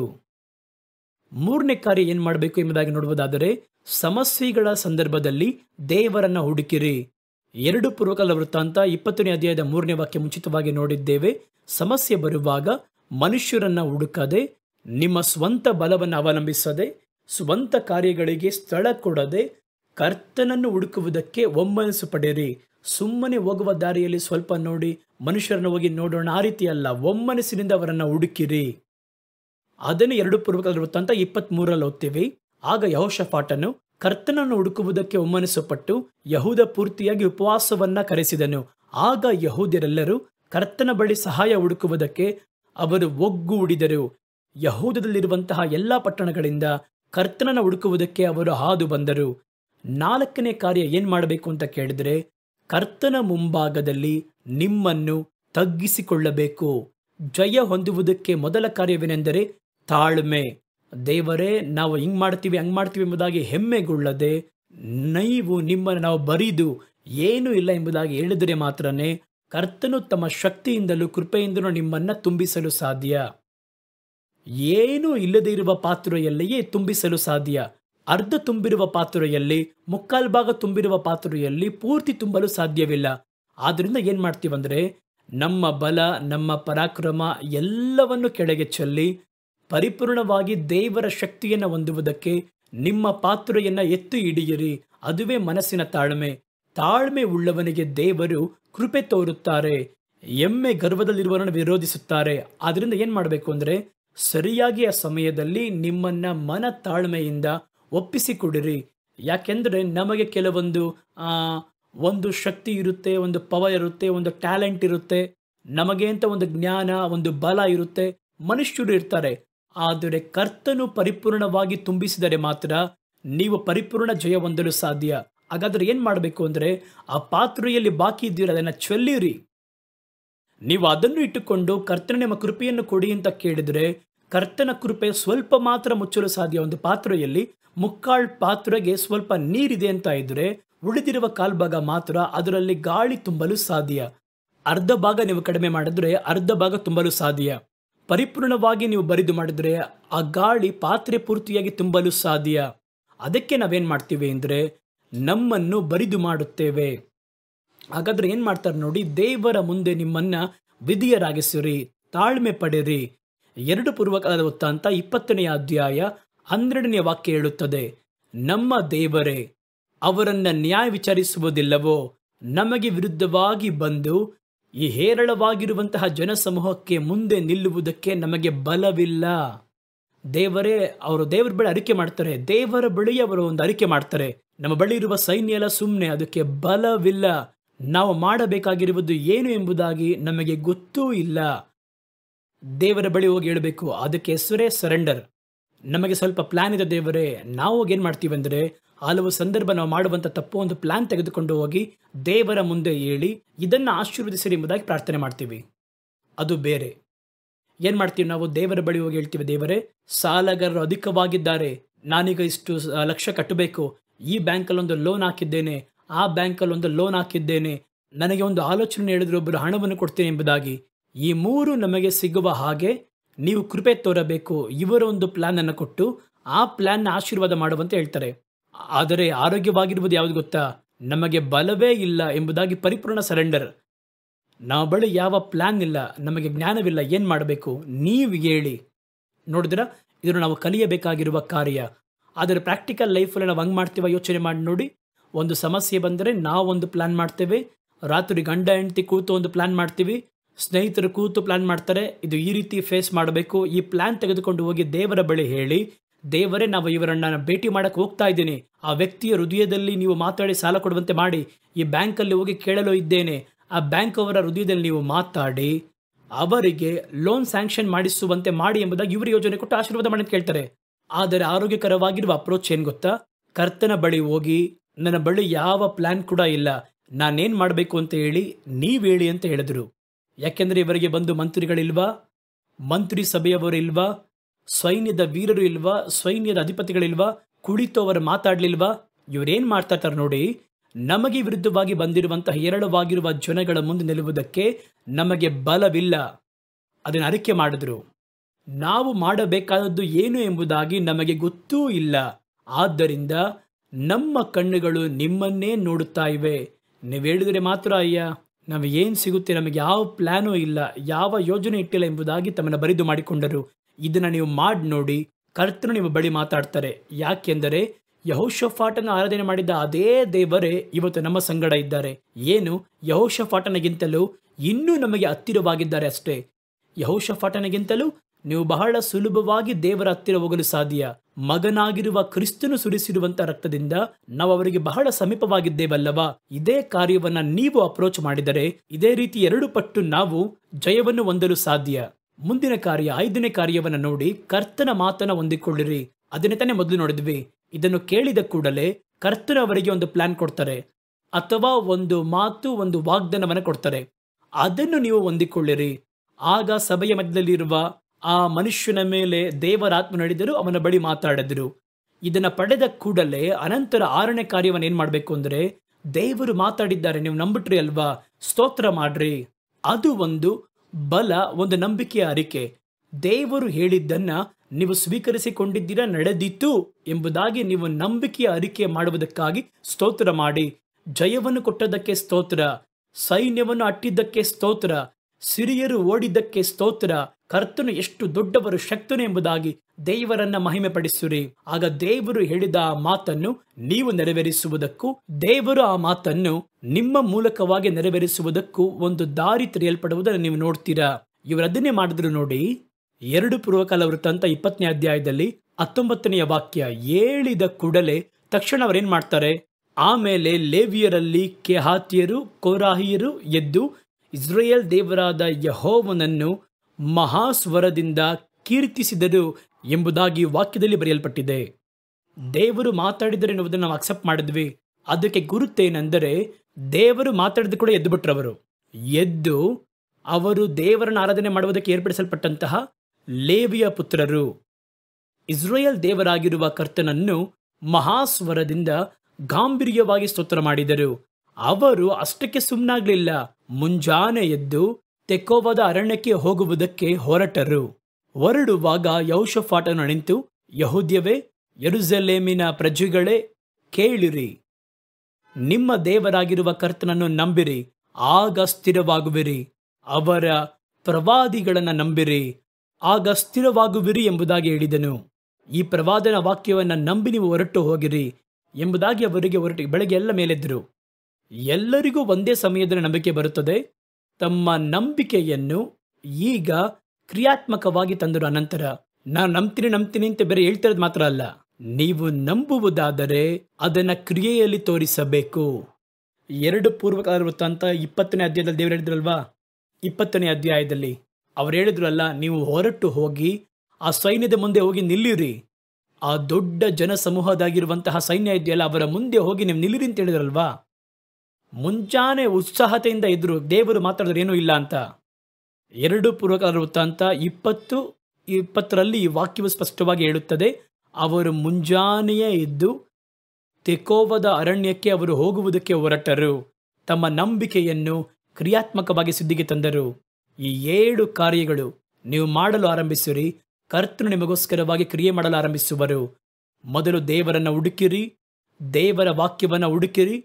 7 ಹಂತವನ್ನು ಹೇಳಿದ್ನಲ್ಲ, ಅದನ್ನ ಮತ್ತೆ ನೀವು ಹಾಕಿ ನೋಡಿ. ಆ 7 ಸ್ಟೆಪ್ಪು ಇದನ್ನ ಮಾಡ್ರಿ. ನಿಮ್ಮ ನಂಬಿಕೆಯಲ್ಲಿ ದೃಢಪಡಿಸುವುದಕ್ಕೂ ಕ್ರಿಯಾತ್ಮಕವಾಗಿ ನಡೆಯುವುದಕ್ಕೂ ಬಲವು ನಿಮ್ಮೊಳಗೆ ಉಂಟಾಗುವುದು. ಆಗ ಒಂದು ಹೊಸ ಕ್ರಮದ ಯುದ್ಧವನ್ನ ಅವರು ಕೈಗೊಂಡರು. ಖಡ್ಗವಿಲ್ಲ, ಕತ್ತಿ ಇಲ್ಲ. 2 ಪೂರ್ವಕಾಲ ವೃತ್ತಾಂತ 20:21 ಹೇಳುತ್ತದೆ, ಯುದ್ಧದಲ್ಲಿ ಕರ್ತನಿಗೆ ಸ್ತೋತ್ರ ಮಾಡುವವರನ್ನು ಉಪಯೋಗ ಮಾಡಿದ್ರು. ಯಾರು ಮಾಡದಿರುವ ಕಾರ್ಯ. ಆಗ ಯೆಹೋಷಾಫಾಟನು ಕರ್ತನೆ ಮಾತಾಡಿದ್ದಾರಲ್ವಾ, ಅವನಿಗೆ ನಂಬಿಕೆ, ಜಯ ನಮಗೆ ಸಿಕ್ಕಾಯಿತು. ಅವನು ಜನಗಳೊಂದಿಗೆ ಸಮಾಲೋಚನೆ ಮಾಡಿ ಪರಿಶುದ್ಧತೆ ಉಳ್ಳಂತಹ ಮಹತ್ವಗಳನ್ನು ಸ್ತೋತ್ರ ಮಾಡುವುದಕ್ಕೂ, ಆಯುಧ ಧರಿಸಿರುವವರ ಮುಂದೆ ನಡೆದು ಹೋಗಿ ಕರ್ತನಿಗೆ ಸ್ತೋತ್ರ ಮಾಡ್ರಿ, ಅವರ ಕೃಪೆ ಎಂದು ಇರುವುದು ಎಂಬುದಾಗಿ ಅವರನ್ನು ಹಾಡುವುದಕ್ಕೆ ಹಾಡುಗಾರನ್ನ ಏರ್ಪಡಿಸಿದ ಹೇಗಿರುವುದು. ಮುಂದೆ ಹಾಡಾಡ್ತಾನೆ ಹೋಗ್ತಾ ಇದ್ರು. ಹಿಂದೆ ಬಂದು ಸೈನ್ಯವು, ಜನಗಳು ಎಲ್ಲ ಬರ್ತಾ ಇದ್ರು. ಇಷ್ಟು ದೊಡ್ಡ ಸೈನ್ಯದ ಮುಂದೆ ಹಾಡಾಡ್ತಾ ಹೋದ್ರೆ ಹೆಂಗಿರುತ್ತೆ? ನೋಡುವಂತಹ ಶತ್ರು ಏನಂದ್ಕೋತಾನೆ? ಅವರು ಅದರ ಕುರಿತಾಗಿ ಚಿಂತಿಸಲಿಲ್ಲ. ಹಾಡುವವರನ್ನ ಎಬ್ಬಿಸಿದರು. ಕರ್ತನು ಹೇಳಿದರು, ಜಯಿಸಿದ್ದೇವೆ ಅಷ್ಟೇ. ಅದನ್ನ ಅರಿಕೆ ಮಾಡಿ ಅವರು ಹೊರಟು ಹೋದರು. ಇದುವೇ ನಂಬಿಕೆಯ ಕ್ರಿಯೆ. ನಂಬುವಂಥದ್ದನ್ನ ಕ್ರಿಯಾತ್ಮಕ್ಕೆ ತರುವಂಥದ್ದು, ಸಿದ್ಧಿಗೆ ತರುವಂಥದ್ದು. ಅದನ್ನ ಮಾಡಿದ್ರು. ಇದನ್ನ ಮಾಡಿದ ಕ್ರಿಯೆಯ ಒಂದು ಪರಿಣಾಮ ಏನ್ ಗೊತ್ತಾ? ಏನ್ ನಡೀತು ಗೊತ್ತಾ? ಇವರು ಹೋದ್ರಲ್ಲ, ಜಯಿಸಿದರ ಎನ್ನುವಂಥದ್ದು ಪ್ರಶ್ನೆ ಬರುತ್ತಲ್ವಾ? ಅವರಿಗೆ ಏನ್ ನಡೆಯಿತು ನೋಡಿ. ಮೊದಲ ಕಾರ್ಯ, ಕರ್ತನು ಅವರಿಗೋಸ್ಕರವಾಗಿ ಯುದ್ಧ ಮಾಡಿ, ವಿಮೋಚನಾ ಕಾಂಡ 14:14ರಲ್ಲಿ ಹೇಳುತ್ತದೆ, ಕರ್ತನು ನಿಮಗೋಸ್ಕರವಾಗಿ ಯುದ್ಧ ಮಾಡುವರು, ನೀವಂತೂ ಸುಮ್ಮನಿರಿ ಎಂಬುದಾಗಿ. ಅದು ಹಾಗೆ ನಡೆಯುವುದನ್ನು ನೋಡ್ತೀವಿ. ಕರ್ತನು ಶತ್ರುಗಳ ಖಡ್ಗವನ್ನು ಒಬ್ಬರಿಗೆ ಒಬ್ಬರು ವಿರುದ್ಧವಾಗಿ ತಿರುಗಿಸುವಂತೆ ಮಾಡಿದ್ರು. ಹೆಂಗ್ ಯುದ್ಧ ಮಾಡೋರು ನೋಡಿ. 2 ಪೂರ್ವಕಾಲ ವೃತ್ತಾಂತ 20, 22, 23, 24ರಲ್ಲಿ ಹೇಳುತ್ತದೆ, ಅವರು ಹಾಡುತ್ತಾ ಸ್ತೋತ್ರ ಮಾಡಲು ಆರಂಭಿಸಿದಾಗ ಯೂದಾಗೆ ವಿರುದ್ಧವಾಗಿ ಬಂದಂತಹ, ಅಲ್ಲಿ ಇದ್ದಂತಹ ಬಚ್ಚಿಟ್ಟುಕೊಂಡಿದ್ದಂತಹ ಅಮ್ಮೋನಿಯರನ್ನು, ಮೋವಾಬ್ಯರನ್ನು, ಮೇಗಾನ್ಯರನ್ನು ಒಬ್ಬರನ್ನೊಬ್ಬರು ಕರ್ತನು ಎದ್ದೇಳುವಂತೆ ಮಾಡಿದ್ದರಿಂದ ಅವರು ಕತ್ತರಿಸಿಕೊಂಡು ಬಿದ್ದರು. ಬಚ್ಚಿಟ್ಟುಕೊಂಡಿದ್ದಾರೆ. ಯೂದ ಮೇಲೆ ದಂಡೆತ್ತಿ ಬರುವುದಕ್ಕೆ 3 ಸೈನ್ಯದವರು. ಏನ್ ನಡೀತು ಅಂತ ಗೊತ್ತಿಲ್ಲ. ಯಾವಾಗಂದ್ರೆ ಇವರು ಸ್ತೋತ್ರ ಮಾಡುವುದಕ್ಕೆ ಆರಂಭಿಸಿದ ಅದೇ ಗಳಿಗೆಯಲ್ಲಿ ದೇವರು ಇವರ ಮಧ್ಯೆ ಇಳಿದು ಒಂದು ಗೊಂದಲವನ್ನ ಏರ್ಪಡಿಸಿದರು. ಒಬ್ಬರೊಂದಿಗೆ ಒಬ್ಬರು ಯಾವುದೋ ಒಂದು ವಾಗ್ವಾದ ಮುಂದಾಗಿ, ಒಂದು ಹಗೆತನ ಉಂಟಾಗಿ, ವಿರೋಧತ್ವ ಉಂಟಾಗಿ ಜಗಳವಾಡುವುದಕ್ಕೆ ಮುಂದಾದರು. ಆ ಸೈನ್ಯದ ಮಧ್ಯದಲ್ಲಿ ಒಬ್ಬರನ್ನೊಬ್ಬರು ಕತ್ತರಿಸಿಕೊಂಡು ಕೆಳಗೆ ಬಿದ್ದರು. ಇವರು ಖಡ್ಗವನ್ನೇ ತೆಗೆಯಲಿಲ್ಲ, ಯುದ್ಧವನ್ನೇ ಮಾಡಲಿಲ್ಲ. 3 ಸೈನ್ಯದವರು ಅಲ್ಲಿ ಔಟ್. ಯಾವ ರೀತಿ ಅಂತ ಕೇಳಿದ್ರೆ, ಅಮ್ಮೋನಿಯರು, ಮೋವಾಬಿಯರು, ಮೇಘಾನ್ಯರು ಅವರನ್ನು ಸಂಹರಿಸುವುದಕ್ಕೆ, ನಾಶ ಮಾಡುವುದಕ್ಕೆ ಅವರಿಗೆ ವಿರುದ್ಧವಾಗಿ ಇದ್ದರು. 3 ಬಂದು ಅಲ್ಲಿ ಬಚ್ಚಿಟ್ಟುಕೊಂಡಿರುತ್ತಾರೆ. ಅದರಲ್ಲಿ 2 ಹಿಡಿದ್ರೆ, ಈ ದೇಶವನ್ನು ಹಿಡಿದ್ರೆ 3-4 ವಿಭಾಗ ಮಾಡಬೇಕು. ಪಕ್ಕದಲ್ಲಿದ್ದಾನೆ ನೋಡು, ಇವನ್ನು ಮೊದಲು ಸಾಯಿಸ್ಬಿಟ್ರೆ 2ನೇ ವಿಭಾಗ ಮಾಡಬಹುದು ಎಂಬುದಾಗಿ ಇವರಿಬ್ಬರು ಸೇರಿ ಆ ಬೆಟ್ಟ ಪ್ರದೇಶದ ನಿವಾಸಿಗಳನ್ನು ಸಂಹರಿಸುವುದಕ್ಕೂ ನಾಶ ಮಾಡುವುದಕ್ಕೂ ಅವರಿಗೆ ವಿರುದ್ಧವಾಗಿ ಅವರು ಎದ್ದರು. ಅವರನ್ನು ಸಂಹರಿಸಿ ತೀರಿಸಿದ ನಂತರ ಇವರಿಬ್ಬರು ಸೇರಿ ಅವನ್ನ ಕತ್ತರಿಸಿದ ಮೇಲೆ ಇವಾಗ ನೋಡಿದ್ರು, ಇದನ್ನು ನಾವು 2 ವಿಭಾಗ ಮಾಡೋದಕ್ಕಿಂತಲೂ ಒಬ್ಬರನ್ನೊಬ್ಬರು ಜಗಳವಾಡಿ ಯಾವುದಾದ್ರೂ ಒಂದು ಬಾಕಿ ಉಳಿದ್ರೆ ಪೂರ್ಣ ದೇಶವನ್ನು ಹಿಡಿದುಕೊಳ್ಳಬಹುದಲ್ಲ ಎಂಬುದಾಗಿ ಇವಾಗ ಇವರಿಬ್ಬರು ಯುದ್ಧ ಮಾಡ್ತಾರೆ. ತಾವು ತಮ್ಮನ್ನು ಒಬ್ಬರನ್ನೊಬ್ಬರು ನಾಶ ಮಾಡಿಕೊಳ್ಳುವ ಹಾಗೆ ಜಗಳವಾಡಿದರು ಎಂಬುದಾಗಿ ಬರೆಯಲ್ಪಟ್ಟಿದೆ.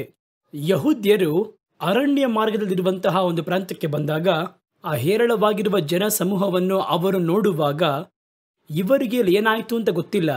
ಅವರು ಹಾಡಾಡ್ತಾ ಬರ್ತಾ ಇದ್ದಾರೆ. ಅಲ್ಲಿ ಹಾಡಾಡ್ತಾ ಯುದ್ಧ ಮಾಡಕ್ಕೆ ಹೋಗೋಣ, ಕರ್ತನು ಬಂದು ನೋಡಿ ಅಂತ ಹೇಳಿದ್ರಲ್ಲ ಎಂಬುದಾಗಿ ಹಾಡನ್ನು ಹಾಡುತ್ತಾ ಅವರು ಬಂದು ಆ ಒಂದು ಪ್ರಾಂತ್ಯವನ್ನ ಬಂದು ನೋಡಿದಾಗ ಅಲ್ಲಿ ಹೇರಳವಾಗಿರುವ ಜನ ಸಮೂಹ ಇರುವಂತಹ ದೆಸೆಯನ್ನು ಅವರು ನೋಡಿದಾಗ ಇಗೋ ಅವರು ನೆಲದಲ್ಲಿ ಬಿದ್ದ ಶವಗಳ ಹಾಗೆ ಕಾಣಲ್ಪಟ್ಟರು. ಒಬ್ಬನು ಕೂಡ ತಪ್ಪಿಸಿಕೊಳ್ಳಲಿಲ್ಲ. ಅದೇ ಅದರಲ್ಲಿ ಯಾರಾದರೂ ಒಬ್ರು ಪದೇ ಒಳಗೆ ಹೋಗಿ ದೇವರು ಕೈ ಇಡುವುದಾದರೆ ಮುಗಿತಷ್ಟೇ, ಒಬ್ರು ತಪ್ಪಿಸ್ಕೊಳಕ್ಕಾಗಲ್ಲ. ಮನುಷ್ಯರು ಜಗಳವಾಡಿ ಯುದ್ಧ ಮಾಡಿ ಬಾಂಬಾಗ ತಪ್ಪಿಸ್ಕೋಬಹುದು.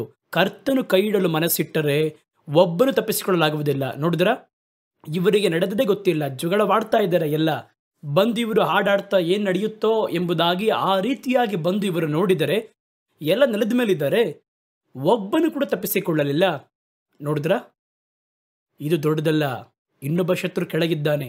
ಸಿರಿಯರು ಇವರೆಲ್ಲ ಇದ್ದಾರೆ. ಇವರು ಬೆಟ್ಟದ ಮೇಲೆ ಏರಿ ಬಚ್ಚಿಟ್ಟುಕೊಂಡಿರುವಂತಹ ಗುಂಪು 3 ಔಟು, ಬಾಕಿ ಉಳಿದವರಿದ್ದಾರೆ. ಇವರು ಹೆಂಗ್ ಸಾಯ್ತಾರೆ ನೋಡಿ. ಈ ಒಂದು ಸುದ್ದಿ ಇಷ್ಟು ಸೈನ್ಯ ಮೇಲೆ ಹೋಗಿ ಬಚ್ಚಿಟ್ಟುಕೊಂಡಿರುವಂತಹ ಸೈನ್ಯ ಕತ್ತರಿಸಿಕೊಂಡು ಸತ್ತರು ಎನ್ನುವಂತಹ ಸಂದೇಶವನ್ನು ಕೇಳಿದಾಗ ಶತ್ರುಗಳ ಮೇಲೆ, ಬಾಕಿ ಉಳಿದಿರುವ ಶತ್ರುಗಳ ಮೇಲೆ ದಂಡನೆ ಬಂದಿತು. 2 ಪೂರ್ವಕಾಲ ವೃತ್ತಾಂತ 20-29 ನೋಡಿ, ಕರ್ತನು ಇಸ್ರಾಯೇಲರ ಶತ್ರುಗಳೊಂದಿಗೆ ಯುದ್ಧ ಮಾಡಿದರು ಎಂದು ಕೇಳಲ್ಪಟ್ಟಂತಹ ಆಯಾ ರಾಜ್ಯಗಳ ಮೇಲೆ ದೇವರಿಂದ ಉಂಟಾದಂತಹ ಭಯಂಕರ ಬಂದಿತ್ತು. ದೇವರ ಸ್ತೋತ್ರವನ್ನು ಕೇಳಿದ ಶತ್ರುಗಳು ದೇವ ಜನಗಳ ಜಯವನ್ನು ಕೇಳಿದರು. ಇವರು ತಕ್ಷಣ ಸುಮ್ಮನೆ ಹಾಡಾಡ್ತಾ ಬರುವವನಿಗೆ ಸೈನ್ಯದಲ್ಲಿ ಅಷ್ಟು ಮಂದಿ ಸತ್ತು ಶವವಾಗಿ ಬಿದ್ದರೆ ಸುಮ್ಮನಿರ್ತಾರ? ತಕ್ಷಣ ತುತ್ತೂರಿಯನ್ನು ಊದಿ ಗಂಭೀರಿಯ ಶಬ್ದವಾಗಿ ಆ ಒಂದು ಹಾಡುಗಳ ಸ್ತೋತ್ರವನ್ನು ಮಾಡಿದಾಗ ಕೆಳಗಿದ್ದಾರೆ ನೋಡಿ, ಬೆಟ್ಟದ ಕೆಳಗೆ, ಅವನಿಗೆ ಈ ತುತ್ತೂರಿ ಊತ್ತಿರೋದು ಯಹೂದ್ಯರು ಅಂತ ಗೊತ್ತು. ಆಗ ಏನೋ ನಡೆದಿದೆ. ಆ ಒಂದು ಸುದ್ದಿ ಅವರ ಕಿವಿಗೆ ಕೇಳಲ್ಪಟ್ಟ ಕೂಡಲೇ, ನಾವು ಜಯ ಹೊಂದಿದ್ದೇವೆ ಎನ್ನುವಂತಹ ಧ್ವನಿಯನ್ನು ಕೇಳಿಸಿಕೊಂಡ ಕೂಡಲೇ ಅವರ ಮೇಲೆ ಭಯಂಕರತೆ ಉಂಟಾಯಿತು. ಭಯವನ್ನು ದೇವರು ಸಂತೋಷವಾಗಿ ಮಾರ್ಪಡಿಸಿದರು. ತಕ್ಷಣ ಅವರೇನ್ ಮಾಡಿದ್ರು, ಒಂದು ದೊಡ್ಡ ಭಯಂಕರತೆ ಅವರ ಮೇಲೆ ಬಂದು ಕರ್ತನು ಅವರ ಶತ್ರುಗಳನ್ನು ಎಲ್ಲರನ್ನೂ ಹಟ್ಟಿ ಅವರನ್ನು ಓಡಿಸಿದರು. ಭಯವನ್ನು ಸಂತೋಷವಾಗಿ ಮಾರ್ಪಡಿಸಿದರು ಎಂಬುದಾಗಿ ಸತ್ಯವೇದ ಹೇಳುತ್ತದೆ. ಅನಂತರ ಆ ಮನುಷ್ಯರು 2 ಪೂರ್ವಕಾಲ ವೃತ್ತಾಂತ 20ನೇ ಅಧ್ಯಾಯ 27ನೇ ವಾಕ್ಯದಲ್ಲಿ ಮತ್ತೆ ಕರ್ತನು ಅವರನ್ನು ಅವರ ಶತ್ರುಗಳ ಮೇಲೆ ಹರ್ಷಿಸುವಂತೆ ಮಾಡಿದರು. ಯಹೂದ್ಯರೆಲ್ಲರೂ ಕೂಡ, ಯೆರೂಸಲೇಮ್ ಜನಗಳು ಅವರ ಮುಂದೆ ಯೆಹೋಷಾಫಾಟನು ಸಂತೋಷದಿಂದ ಯೆರೂಸಲೇಮಿಗೆ ಹಿಂದಿರುಗಿ ಹೋದರು. ಎಷ್ಟು ದೊಡ್ಡ ಕಾರ್ಯ ನೋಡಿದ್ರ. ಬಂದರು, ಇವರು ಬಂದು ಸತ್ತರು, ಒಬ್ಬರಿಗೊಬ್ಬರು ಹೊಡೆದುಕೊಂಡು ಇವರ ಹಾಡನ್ನು ಹಾಡುವುದಕ್ಕೆ ಆರಂಭಿಸಿದಾಗ ಸತ್ತರು. ಆ ಒಂದು ಹಾಡು ಜಯಧ್ವನಿಯಾಗಿ ಹೊರಟಾಗ ಕರ್ತನು ಕೆಳಗಿದ್ದವರ ಮೇಲೆ ಭಯಂಕರತೆಯನ್ನು ಕಳುಹಿಸಿ ಅವರನ್ನು ಚದುರಿಸಿದರು. ಕೆಳಗೆ ಬಂದು ನೋಡಿದ್ರು, ಒಬ್ಬರು ಕಾಣಿಸ್ತಿಲ್ಲ, ಓಡಿ ಹೋದರು. ಸಿರಿಯರು ಹಿಂದಿರುಗಿ ಹೋದರು. ಕಾಯುತ್ತಿದ್ದವರು ಅಲ್ಲಿ ಇಲ್ಲದಂತೆ ಆದರು. ಎಲ್ಲರಿಗೂ ಸಂತೋಷ. ಹಾಗಾದರೆ ಯುದ್ಧ ಮಾಡುವಂತಹ ಯುದ್ಧವೀರರು ಕೇಳಿದರು, ಯಾರನ್ನು ಕೊಯ್ಯಬೇಕು? ಎಲ್ಲರೂ ಅಲ್ಲಿ ಶವವಾಗಿದ್ದಾರಲ್ಲ. ಶತ್ರುಗಳನ್ನು ಹುಡುಕಿದರು, ಅವರು ಕಾಣದೇ ಹೋದರು. ನಿನಗೆ ವಿರುದ್ಧವಾಗಿ 1 ಮಾರ್ಗದಲ್ಲಿ ಹೊರಟು ಬರುವರು, 7 ಮಾರ್ಗದಲ್ಲಿ ಓಡಿ ಹೋಗುವರು. ಯೆಹೋಷಾಫಾಟನ ಜೀವನವನ್ನು ನೋಡಿ, ಚರಿತ್ರೆ ಇದು. ಸುಮ್ಮನೆ ಯಾವುದೋ ಕಥೆಯನ್ನು ಬರೆದಿಟ್ಟಿಲ್ಲ, ಒಂದು ಪುರಾಣವಲ್ಲ, ಇದು ಚರಿತ್ರೆ. ಅದಕ್ಕೆ ಬೇಕಾಗಿರುವ ಆಧಾರ, ಎವಿಡೆನ್ಸ್ ಎಲ್ಲ ಇದೆ ದೇಶದಲ್ಲಿ. ಯೆಹೋಷಾಫಾಟನ ಮೂಲಕವಾಗಿ ದೇವರು ಒಂದು ದೊಡ್ಡ ಜಯವನ್ನು ಆಜ್ಞಾಪಿಸಿದರು. ಈ 7 ಹಂತವನ್ನು ಮರೆಯಲೇಬೇಡಿ, ಈ 7 ಸ್ಟೆಪ್ಪನ್ನು ಮರೆಯಲೇಬೇಡಿ. ಯಾವ ರೀತಿ ಜಯಿಸಿದರೋ ಅದೇ ಜಯವನ್ನು ಕರ್ತನು ನಿಮ್ಮ ಜೀವನದಲ್ಲಿ ಕೂಡ ನೆರವೇರಿಸುವರು. ಅದುವೇ ಸತ್ಯವೇದವು ಹೇಳುತ್ತದೆ. ನಿಮಗೆ ಲೋಕದಲ್ಲಿ ಸಂಕಟ ಉಂಟು, ನಿಮಗೆ ಎದುರಾಗಿ ಒಂದು ದಾರಿಯಲ್ಲಿ ಕೂಡಿ ಬರುವರು, ಆದರೆ ದೃಢಪಡಿರಿ, ಧೈರ್ಯವಾಗಿರಿ, ನಾನು ಲೋಕವನ್ನು ಜಯಿಸಿದ್ದೇನೆ. ಕರ್ತನು ಯುದ್ಧದಲ್ಲಿ ಶಕ್ತನು. ಇವತ್ತು ನಿಮಗೆ ವಿರುದ್ಧವಾಗಿ ಹಲವಾರು ಸಮಸ್ಯೆ, ಹಲವಾರು ಹೋರಾಟ, ಒಂದರೊಂದಿಗೆ ಒಂದು ಎಂಬುದಾಗಿ ಎಲ್ಲವೂ ಕಾಯ್ತಾ ಇದೆ. ಇಕ್ಕಟ್ಟಾಗಿರುವ ಪರಿಸ್ಥಿತಿ ಇರಲಿ ಬಿಡಿ, ಅದೊಂದು ಕಡೆ. ನೀವು ಇವತ್ತು 7 ಹಂತಗಳಲ್ಲಿ ಅಭ್ಯಾಸ ಮಾಡಿ ನೋಡಿರಿ. ಯೆಹೋಷಾಫಾಟನಿಗೆ ಒಬ್ಬ ದೇವರು, ನಮಗೊಬ್ಬ ದೇವರಿಲ್ವಲ್ಲ? ಈ ದೇವರು ಇವತ್ತು, ಇಂದು, ನಾಳೆ ಯಾವತ್ತು ಮಾರ್ಪಡದ ದೇವರು. ಅವರಿಗೆ ಮಾಡಿದವರು ಇವತ್ತು ನಮಗೆ ಮಾಡಲ್ವಾ? ಕೆಲವು ವ್ಯಕ್ತಿಗಳು ಹೇಳ್ತಾರೆ, ಅದೆಲ್ಲ ಆ ಕಾಲದಲ್ಲಿ ಮಾಡಿದ್ರು, ಯಾಕೆ ಇವಾಗ ಏನು ಕರ್ತನು ರಿಟೈರ್ಡ್ ಆಗಿದ್ದಾರಾ? ದೇವರು ಮಾರ್ಪಡದವರು. ನೀನು ಮಾರ್ಪಡಬಹುದು, ರಾಜ್ಯ ಮಾರ್ಪಡಬಹುದು, ನಾಗರಿಕತೆ ಮಾರ್ಪಡಬಹುದು, ಸಂಪ್ರದಾಯ ಮಾರಬಹುದು, ಕರ್ತನು ಮಾರುವುದಿಲ್ಲ. ಅವರು ಯಾವಾಗಲೂ ಹೇಳುವುದು ನೆರವೇರಿಸುವ ದೇವರು. ಅದಕ್ಕೆ ಅವರು ಶಕ್ತನಾಗಿರುವ ದೇವರು. ಒಂದು ಚಿಕ್ಕ ಪ್ರಾರ್ಥನೆ ಮಾಡೋಣವಾ?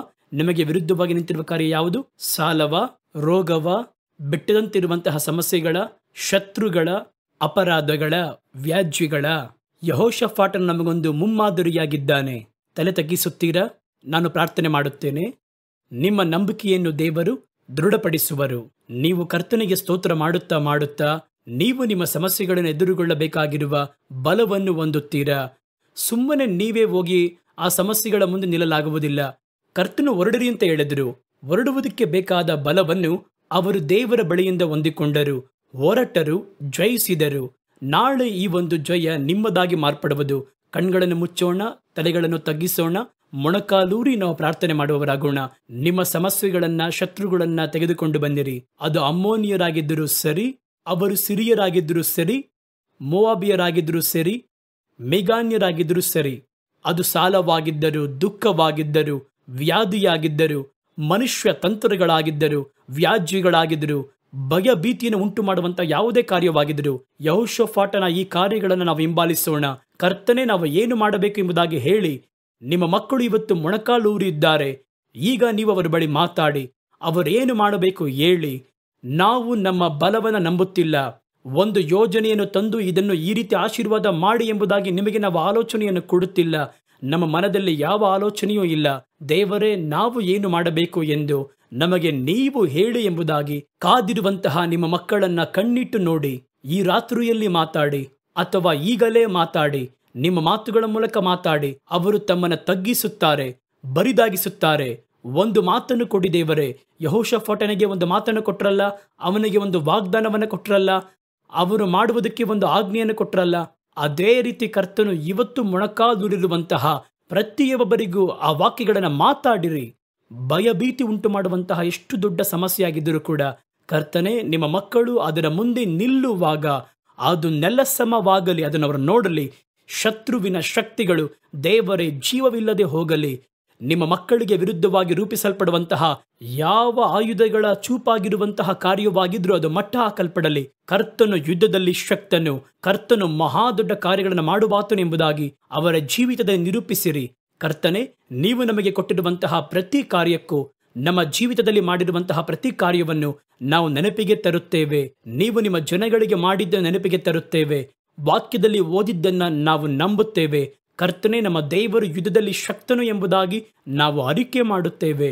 ನಮಗೆ ವಿರುದ್ಧವಾಗಿ ನಿಂತಿರುವ ಎಷ್ಟು ದೊಡ್ಡ ಬಲಿಷ್ಠನಾಗಿದ್ದರೂ ಯೇಸುವಿನ ನಾಮದಲ್ಲಿ ಅವುಗಳನ್ನು ಮುರಿದಾಕುತ್ತೇವೆ. ಇವತ್ತು ಜಯವು ನಮ್ಮದು. ಯೆಹೋಷಾಫಾಟನ ದೇವರು, ಅವರು ಸತ್ತು ಹೋಗಿಲ್ಲ, ಇವತ್ತು ಜೀವಿಸುವ ದೇವರಾಗಿದ್ದಾನೆ.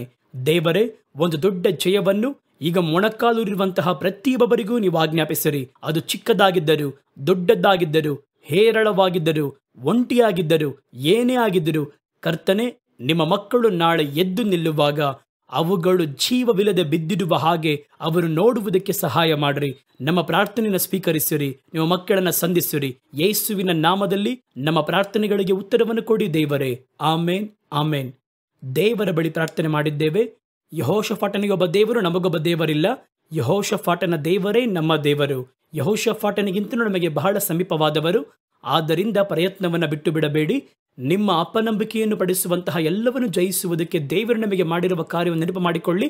ಅದನ್ನು ಅರಿಕೆ ಮಾಡ್ರಿ, ಬಾಯಿ ತೆರೆದು ಅದನ್ನು ಹೇಳ್ರಿ, ಸ್ನೇಹಿತರ ಬಳಿ ಪಕ್ಕದಲ್ಲಿ ಹೇಳ್ರಿ. ಅದು ಅವರು ಕೇಳುತ್ತಾರೋ ಇಲ್ವೋ ನಿಮ್ಮ ಕಿವಿಗಳು ಕೇಳಿ ನಿಮ್ಮ ನಂಬಿಕೆಯನ್ನು ಬಲಪಡಿಸುತ್ತದೆ. ಮುಂದಿನ ಬಾರಿ ನಾನು ನಿಮ್ಮನ್ನು ಭೇಟಿ ಮಾಡುವಾಗ ನಿಮ್ಮ ಶತ್ರುಗಳು ನಿರ್ಮೂಲವಾಗಿರಬೇಕು, ನಿಮ್ಮ ಸಮಸ್ಯೆಗಳು ಬೇರಿಲ್ಲದೆ ಹೋಗಿರಬೇಕು. ಎದುರಿಸಿದ ಅಮ್ಮೋನಿಯರು, ಮೋವಾಬಿಯರು ಬಲವನ್ನು ಕಳಕೊಂಡಿರಬೇಕು, ಸಿರಿಯರು ಹಟ್ಟಲ್ಪಟ್ಟವರಾಗಿರಬೇಕು. ಈ ದೇವರು ಎಂದೆಂದೂ ಸರ್ವ ದಿನಗಳಲ್ಲಿಯೂ ನಿಮ್ಮ ದೇವರು, ಮರಣ ಪರ್ಯಂತರ ನಿಮ್ಮ ನಡೆಸುತ್ತೇನೆಂಬುದಾಗಿ ವಾಗ್ದಾನ ಮಾಡಿರುವ ದೇವರು. ಮುಂದಿನ ಬಾರಿ ನಾವು ಭೇಟಿಯಾಗುವವರೆಗೂ ಕರ್ತನು ನಿಮ್ಮನ್ನು ತನ್ನ ರೆಕ್ಕೆಗಳ ಮರೆಯಲಿಟ್ಟುಕೊಂಡು ಪರಾಂಬರಿಸಿ ಕಾಪಾಡಲಿ. ಆಮೇನ್.